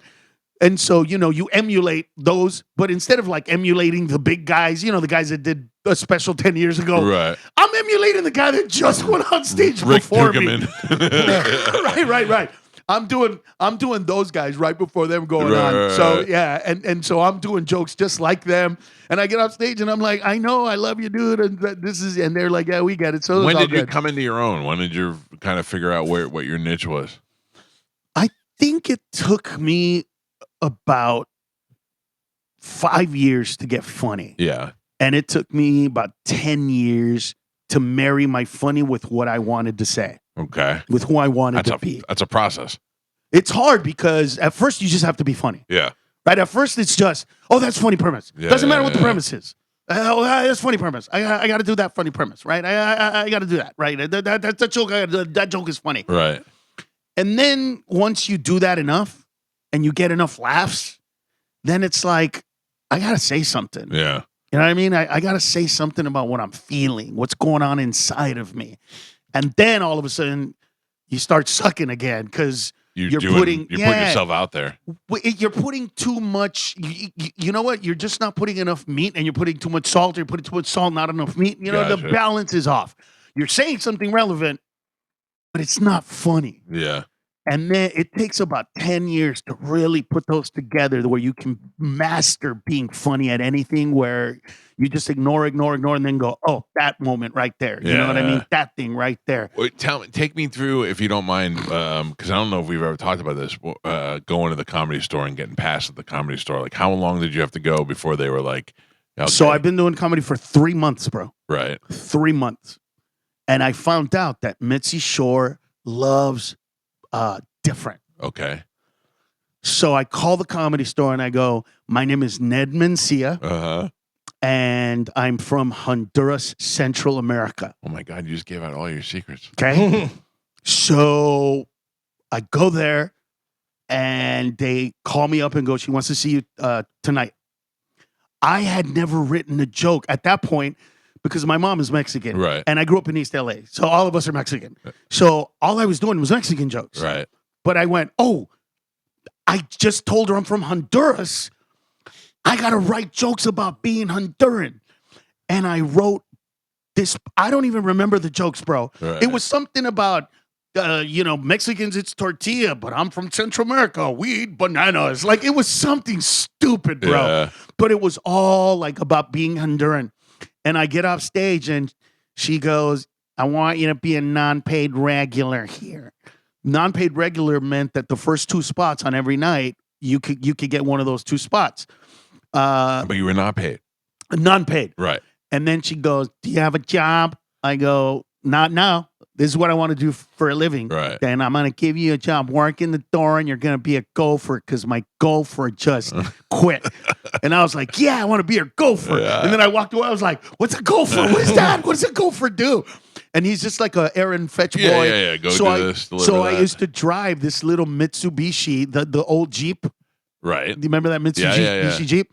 I used to drive that around, a black one that had the Comedy Store logo on the side, and I'd go buy peanuts or I'd go to Bevmo and do whatever they wanted, and I worked during the day, and I worked the door at night, and so I got maybe 1 or 2 spots, but there were, if nobody showed up and there were dropouts or somebody got the light, right, and there was nobody, hey, you go got on a couple stage. of minutes, yeah. So I'm Ned Mencia for a little bit, and about a month-ish into it, she sees me perform and she goes, yeah, you're getting better, but you can't be an angry Mexican named Ned. And I was like, I'm sorry, but you do know I'm from Honduras, right? She goes, yeah, I remember, but you can't be an angry Mexican named Ned. And I was like, but I'm not Mexican. She's like, you're not hearing me. You can't be an angry Mexican. And she was trying to say, like, people are going to think you're Mexican. Doesn't matter what you think. You know what I mean? That's what you're going to be. And so I said, well, I have an uncle named Carlos, which I do. I have an uncle named Carlos. And she goes, Carlos Mencia. that's melodious. And she pulls out a postcard and she writes Carlos Mencia 1988 on it. And I have that postcard in my house. Really? She signed for Carlos Mencia. I'll tell you, you know what's so funny is that everybody does a Misty Shore impersonation. Yeah. Everybody does Lorne Michaels, whether you know them or not. Because if you would have said, I talked to Mitzi, I would have went. Is that how he sounds? Everybody. That's But Mitzi. that's how she sounded. Right, and then Lauren Michaels from Silent Live is like, well, let me tell you this. Whether you met him or not, everybody knows how to do his impersonation. Gotcha. So when she found out though, so then I started getting into it, and I started watching all these. That's why my heroes are the John Campaneras of the world, Right. people that a lot of people don't know. But I learned what to and what not to do from all these guys, because I would see guys that were just unbelievable, bro, but never made it. Yeah. And it was like, why did this guy not make it? Right. What is this guy doing? Right? What is this guy? And I was so uber focused. But there was another thing that happened the day I got passed. Right, the day I was like, you're gonna be a non-paid regular. As I'm walking down the staircase, I hear somebody look at this other guy named Tony Ray, and he goes, "Hey, bro, that's the new Mexican that's gonna steal all your spots." That's like my introduction to comedy, and I was like, "Whoa, what am I doing here? Like, why am I taking spots?" Like, because at that time there was room for one. Yeah, that's how I didn't feel that way at the time, but that's how people felt. Like, we have our black guy, we have our Mexican Italian guy, we have our yeah. Italian guy, that whole thing, you know what I mean? So it was very like cutthroat at that point. It was very competitive in a negative way, not in a good, like, let's help you out way, in a very like just putrid and dark way. But I just kept away from all that stuff. Did you watch the documentary, the Comedy Store documentary? The one where they talked about me for the whole time and never bothered to call me Yeah, and asked me to be on the goddamn thing? I didn't know if you didn't want to be on it or Of course not. Dude, you know me. Yeah. You know me. If I got a phone call from them and said, you want to be, of course I would have said yes. Hell yes. My thing is, having been there and a couple of times as a fan, like a comedy fan, there is a HBO drama show to be made there about the Comedy Store in the 80s. I would watch that. They made a show. Oh, they did? Yeah, remember they had the show. What's his name? Cheeto was on there. Santino. He was on the show. Mm-hmm. It was I forget what it was called. I don't. Was it about the Nights Comedy at the Store? It was Comedy all Store or about the something? Comedy Store. Oh, really? Yeah. But then Oh, those no. documentaries came out like a few years ago. The documentaries and Yeah. just I love hearing stories like you just told. Oh, but I about got getting great past stories, bro, it. that nobody, but see, back in those days, we didn't put stuff out to the public. Right. Like There was most no people social don't media know. like it was, most people don't know when Kinnison pulled the gun on Dice. Yeah. I was there. Oh. So I was there when that happened. You know, right. people don't know that. People don't know when the guy who gave Freddie Prinze the gun went to his car to pull out a gun on me because we played a practical joke on him and he thought it was real. Oh, really? Yeah, because Dice liked playing jokes on people. Yeah. So Dice goes, "Hey, Carlos, why don't you?" I was gonna do Dice and I don't want to do that. So he goes, "Carlos, the guy that gave the gun to Freddie Prinze is gonna come here. So here's what we're gonna do. I'm gonna introduce you to him, and then you're gonna pause, and then you're gonna get mad, and then you're gonna blame him for Freddie Prinze's death." And I go, what a great practical joke. I go, yes, dude, because if you're going to do a joke, go deep. You know what I'm saying? Yeah. Just go deep. And bro, I have a drink in my hand, right? And he introduces me and I smile and then my smile turns into a frown and then I get mad and then I throw my drink on the floor, bro. And I just, "Are you the dude?" And I just go off on this guy. "I'm going to beat the living out of you." I'm going hard. He runs to his car. And everybody's laughing. And then when he reaches, all of a sudden, Dice sees it. He's going to go, he goes, "Hey, it's a goddamn joke, bro. It's just a joke, dude. It's just a joke." And I'm still in character like, "It ain't no goddamn joke." And then I see the gun and I'm like, no, it's a joke. It's a joke. It's a joke. Wow. There were fights back there between celebrities and stuff, you know, that nobody knows about. Yeah. But we didn't put that stuff out. You know what I mean? That was a time when we kept it to ourselves, when this was comedian stuff. That's what people don't understand. Like, that's what, see, if I was in that documentary, that's what I would have said. Rogan didn't get banned from the store because of what he did with me and all that. He got banned from the store because there was no recording allowed at the Comedy Store. And he violated that. And he violated that and put it out there. Yeah. And Mitzi hated that. Mitzi was like, you got to do it between men. Mhm. That's how you do it. You don't put it out there. That's not the way you do it. Yeah, And that, that's that what it goes was in a about. lot of different places. That's you're a cop. Cops handle stuff between each other. Correct. Yeah, I mean, you're supposed to do it. You're supposed to handle it that way. I get Because what you're because most people don't know, you know what I'm saying? Yeah. Don't know like the way comedy works, the way comedians work, the way our brains work. They don't understand. Like is there joke stealing? Yeah. But most of the stuff is just parallel thinking. It's people that, paint the same thing, that hear the same thing, that think the same thing. You know what I mean? Of course. And- Well, I and- mean, like you guys are always looking at things from a comedic mind and trying to come up with the funniest thing to say about it. And obviously, things are going to be similar among funny people. And dude, it's like, bro, I don't want to mention him because then it belittles their comedy, but I saw a comedian the other day that used to open for me, and I was sitting there with my sister, and my sister was like, did he ever open for you? I'm like, what, you see it too? She's like, yes, I see it. I see you in that joke. And I go, yeah, but that's the way it is. Yeah. I'm sure that other comedians who are older than me see me and go, oh my God, John Campanera's in that joke? Like, you know what I mean? Influence of who you That's the yeah. influence of who we are. But putting it out there, that's what it was that got him banned from the store. Yeah. It wasn't what happened between us. That's not the way it worked out. Is it hard for you? Because we kind of talked about this a little off the air. You were saying one night you go to a show and Al Pacino's there, and I was saying how I got chicken crapped out of Louis C.K. when Louis C.K. was there.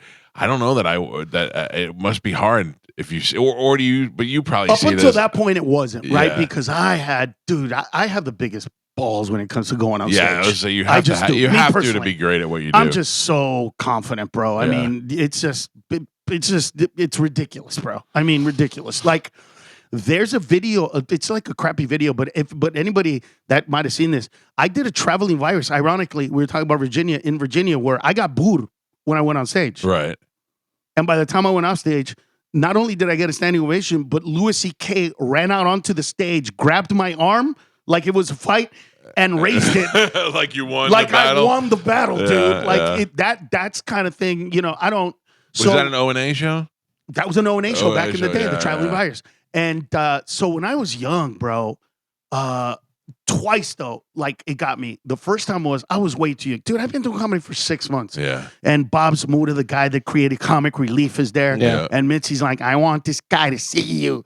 And this was when I was discovering like people, and I saw him, and dude, I shrank. Bro, I went up on stage and I had cotton mouth and I kept doing this and I'm licking my lips and I'm just trying to tell jokes, bro. And I mean, dude,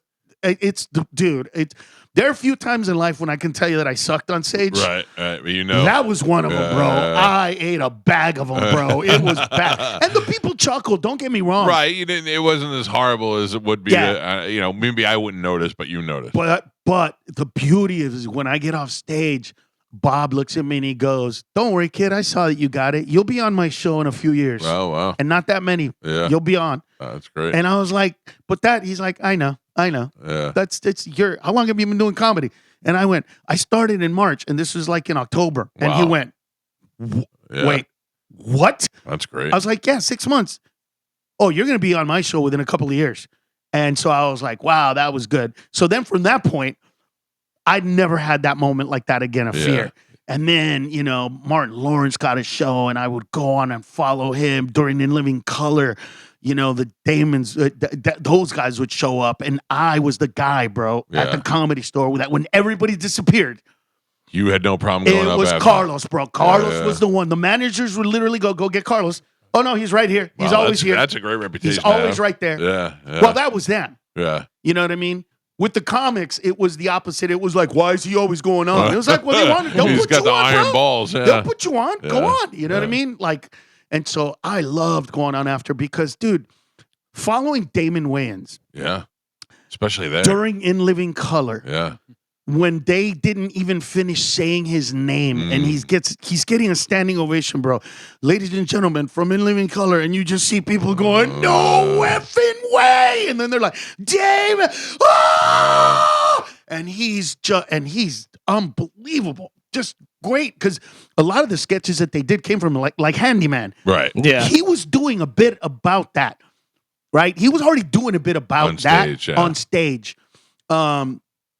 And following him or people like him, you know, and getting laughs or getting like at the end, you get an applause or they give you a standing ovation because you're like, dude, you followed that guy and you did and good. killed it, yeah. Bro, there's nothing in comedy that ever made me feel that good, Yeah, that because amazing. you're either at the opposite. Like I was saying to you before, you're either afterwards. They're either like giving you residual laughs because he was so good. They're like, all right, we're still in a good mood, or you absolutely crushed them and you absolutely carried over, and you're like, I can't believe we got 2 in a row that were great. Right. It's the first thing you say right out the gate. Yeah. The first thing you say right out the gate. You could lose them, and how you say you could lose them. Yeah. Losing them is if you go up on stage and you say this and you say it in a way that's not like funny and confident. If you say something like, I know what you guys are thinking. Who's this dude? Ate it. You're going to eat it. Right, Done. right. You just Done. just dive into You the just jokes. told everybody that you suck, Right. that you're not good enough, that you can't follow that. You just told everybody the one thing you don't want to tell anybody else. I would go up on stage and I'd go, I know what you're thinking. Who is this guy? But you know what? About 10 years ago, 15 years ago, Damon went on stage and they said, who is this guy? Mm-hmm. So how do you know who I'm not going to be in the future? Oh, because I'm a beaner. I can. And then it was just like, I had their attention. Yeah. Now I could take them somewhere. So I learned all those little tiny tricks because I was performing 5, you know, they have 3 rooms there. So I do, you know, I was doing about 20 to 25 shows a week. Wow. Right? Because on Mondays, I could do 3 there. I could go do 2 at the Laugh Factory. I could go 1 in Covina. Right. And then 1 on the way from Covina. So I would do I think the most I've ever done is 8 sets. How you guys hop around from club to club? Same thing when, like when these New York guys get off the plane and they call over to see what the avails are, and then they're running over to this club and then around the corner of that club. That blows my mind. Well, the Improv and the Comedy Store and the Laugh Factory are literally 7 minutes tops from each other. Right. So you can get to them all. Yeah. So during my Mencia, bro, I was just doing those rotations. Yeah. You know, so part of the reason why I have this reputation is because I was bumping every single person just showing at up every single one of those great clubs, bro. You know what I mean? Yeah. So it was, but that was my time, bro. That was the time Take to do advantage of it. But but it was also a different time when, you know, people came in and bumped. We were, you know, nobody said anything negative. You know what I mean? that happens in that business, was you know. yeah. And if you're getting bumped by somebody who deserves it. Correct. And we all just wanted to watch them. And Yeah. you know, there was none of that happened like in the 2000s. In the 2000s, it became like, I have a spot. Yeah. Like, what about me? Yeah. It's like, dude. I love also how all the comedians I'm friends on Facebook, for some reason they all kill. Nobody ever gets up there and says, I died tonight. They're all like, I crushed tonight. I killed tonight. Everybody's all loves their own show. Yeah. Well, when I suck, I'll let you know. I promise. Not you. I promise. Let me take a quick break. Yeah, and when we come back, I got to tell everybody where you're going to be because there's a lot of course. shows in the Florida area off the hook. 2 weeks in a row, bro. Yeah, I know. All right, we'll talk about that when we come back. It's the Mike Calta Show. It's 102.5 The Bone. And then we always love to have Carlos on the show. I get in trouble every time I'm here because I say something stupid. I should have kept I wouldn't quiet. say stupid, but you definitely do not. You share a lot. You've shared a lot of things, which is good. Like sometimes you. But I don't have a filter. You I don't have need anything to hide. Listen, that's what makes you a great guest. Do you know what I'm saying? Like, yeah, whatever. Yeah, we've talked about, like, whenever I see these Diddy freak off parties, there's a part of me that thinks you've been to one of them. I was, but I left before it happened. Oh, you did? Oh, yeah. Why? I didn't know what it was at the time. I got you. I didn't know that it was. All I remember is my buddy said, dude, I know you. You better leave before 1. Really? Yeah. And I was like, of course, you know, when somebody tells you, dude, you got to leave before 1, that literally makes you want to stay. Sure, yeah. Of course. You know what I mean? Of It's course. just like, there's no part of me that is like, oh, yeah, I'm scared. I'll be like, what are they really going to do? You know what I mean? Right. But I knew there'd be all. I don't know. I haven't really been following it as closely as a lot of people are because I seem to have a gist of what's going on. Yeah. They seem to be doing a lot of weird gay stuff.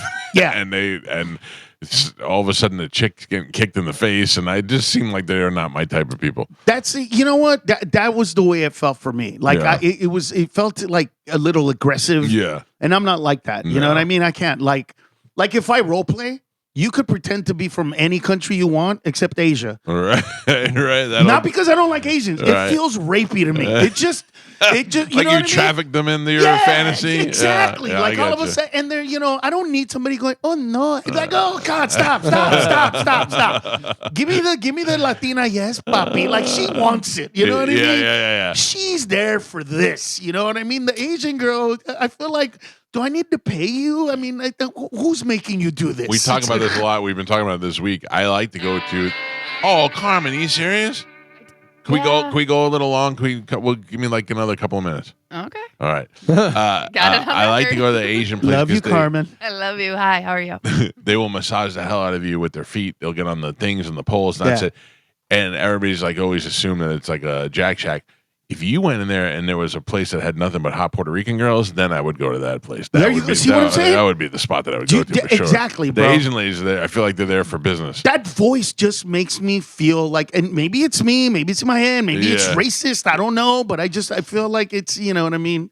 I'm with you, bro. Yeah. If there were Puerto Ricans right now at those, Yeah, I mean, rubbing entirely tugs, different I've never story. been to one, Yeah. but yeah, a girl, when I walk in, she's like, so what do you want, Yeah, papi? hi, papi. Yeah. Let me tell you what Hi, I big want. boy. Yeah, exactly. Oh, I'd be in for sure. Yeah. Let me ask you this. We were talking about the Comedy Store. Yes. We've gotten some good stories out of comedians before about hooking up there. Yes. Did Mitzi Shore, has she had a reputation for hooking up with comics? Yes or no? That's Yes. what I have heard before, but I never know what's true. Yes. So I have a degree in electrical engineering. Uh-huh. And when she found out that I had a degree in electrical engineering, she said, Carlos, my stereo doesn't seem to be working. I need you to come over to the house and fix my stereo. And I was like, yeah, sure. And she walked away. And the guy named Mike Becker, who used to work for her the whole time, Yep. he goes, do you know what you just said yes to? And I said, well, yeah, to fix her stereo. He goes, oh, you want to fix her stereo? And I went, no. And then this other guy goes, bro, just understand this. If you want spots for about 6 months to a year and then never get a spot here again, Oh, yeah. go fix her stereo. Yep, yep. And I understood exactly what it was. And I ran and told Mitzi, oh man, I'm so sorry. I forgot I have to give my mom a ride to the doctor after the show. And I can't go. And I never ever got into it. But Smart. dude, I was gonna go fix her stereo. And between us, I was gonna fix her Yeah, stereo, you bro. were. Yeah, you were. I was gonna fix her Yeah, you stereo, were. bro. You were gonna put that plug Fix right it. in. Oh, weren't you? hell yeah, dude. I was gonna be like, oh, it's the plug. Let's Yeah, just put it in. yeah. Oh, I was gonna go there. But Yeah, then that's those smart words, to know. I they mean, saved me, bro. yeah, They yeah, saved me, bro. You don't I wanna would have get- got spots for a few months, and she would have moved on to somebody else or whatever, and I never got a Exactly. spot again, and that would have been it. That's wild. Yeah. But I wish I did, because could you imagine if I'd come here and tell you a story Of the about I had story. sex with Mitzi Shore? Dude, that would have been great. Yeah, I wonder. I got to start asking more comedians about that and see who fesses up, because we got one guy to tell us he banged Roseanne one time. Yeah. No way. I'll tell you off the air. Who it was. All right. Well, he said it on the he air. said it on Jimmy air. Schubert. Yeah. Of all the people, the guy that has a leg impediment. Yeah. he That would be like Josh Blue doing it Yeah. for me. You know what I Oh, mean? that's funny. That's who I went with. That's awesome. By Yeah, the way, I've he- been getting in trouble because Why? I've been talking about on stage. I've been talking about my aunt who has cerebral palsy, Uh-huh. and I've been doing all these stories about her. And dude, almost every show now, somebody with cerebral palsy shows up, and they make sure to tell somebody to let me know that they're there because they want me to do the Do palsy, the palsy jokes. thing, yeah. And it's weird because they want me to do like a real impression of like real palsy. Listen, that's good that they have Wanna sense be of humor included. about it. I know but it's weird when somebody's like, "Hey, we want you to make sure that you do the real impression." Oh, that you know is what I'm saying? good, yeah. Exactly, bro. Yeah, yeah, yeah. But when they're looking at you talking like that, and the whole time in my head, I'm going, let me study this face so I can do it on stage. Get it better. It's so, dude, it's surreal. How about, though? I mean, we've talked about this before, but you were doing midget jokes, and turned out that's how you met Brad Williams. Yeah, yeah. And that's what launched his career. That's how it works out, bro. That's So so right funny. now, and I did have sex with a chick with palsy. You did? Yes. How was that?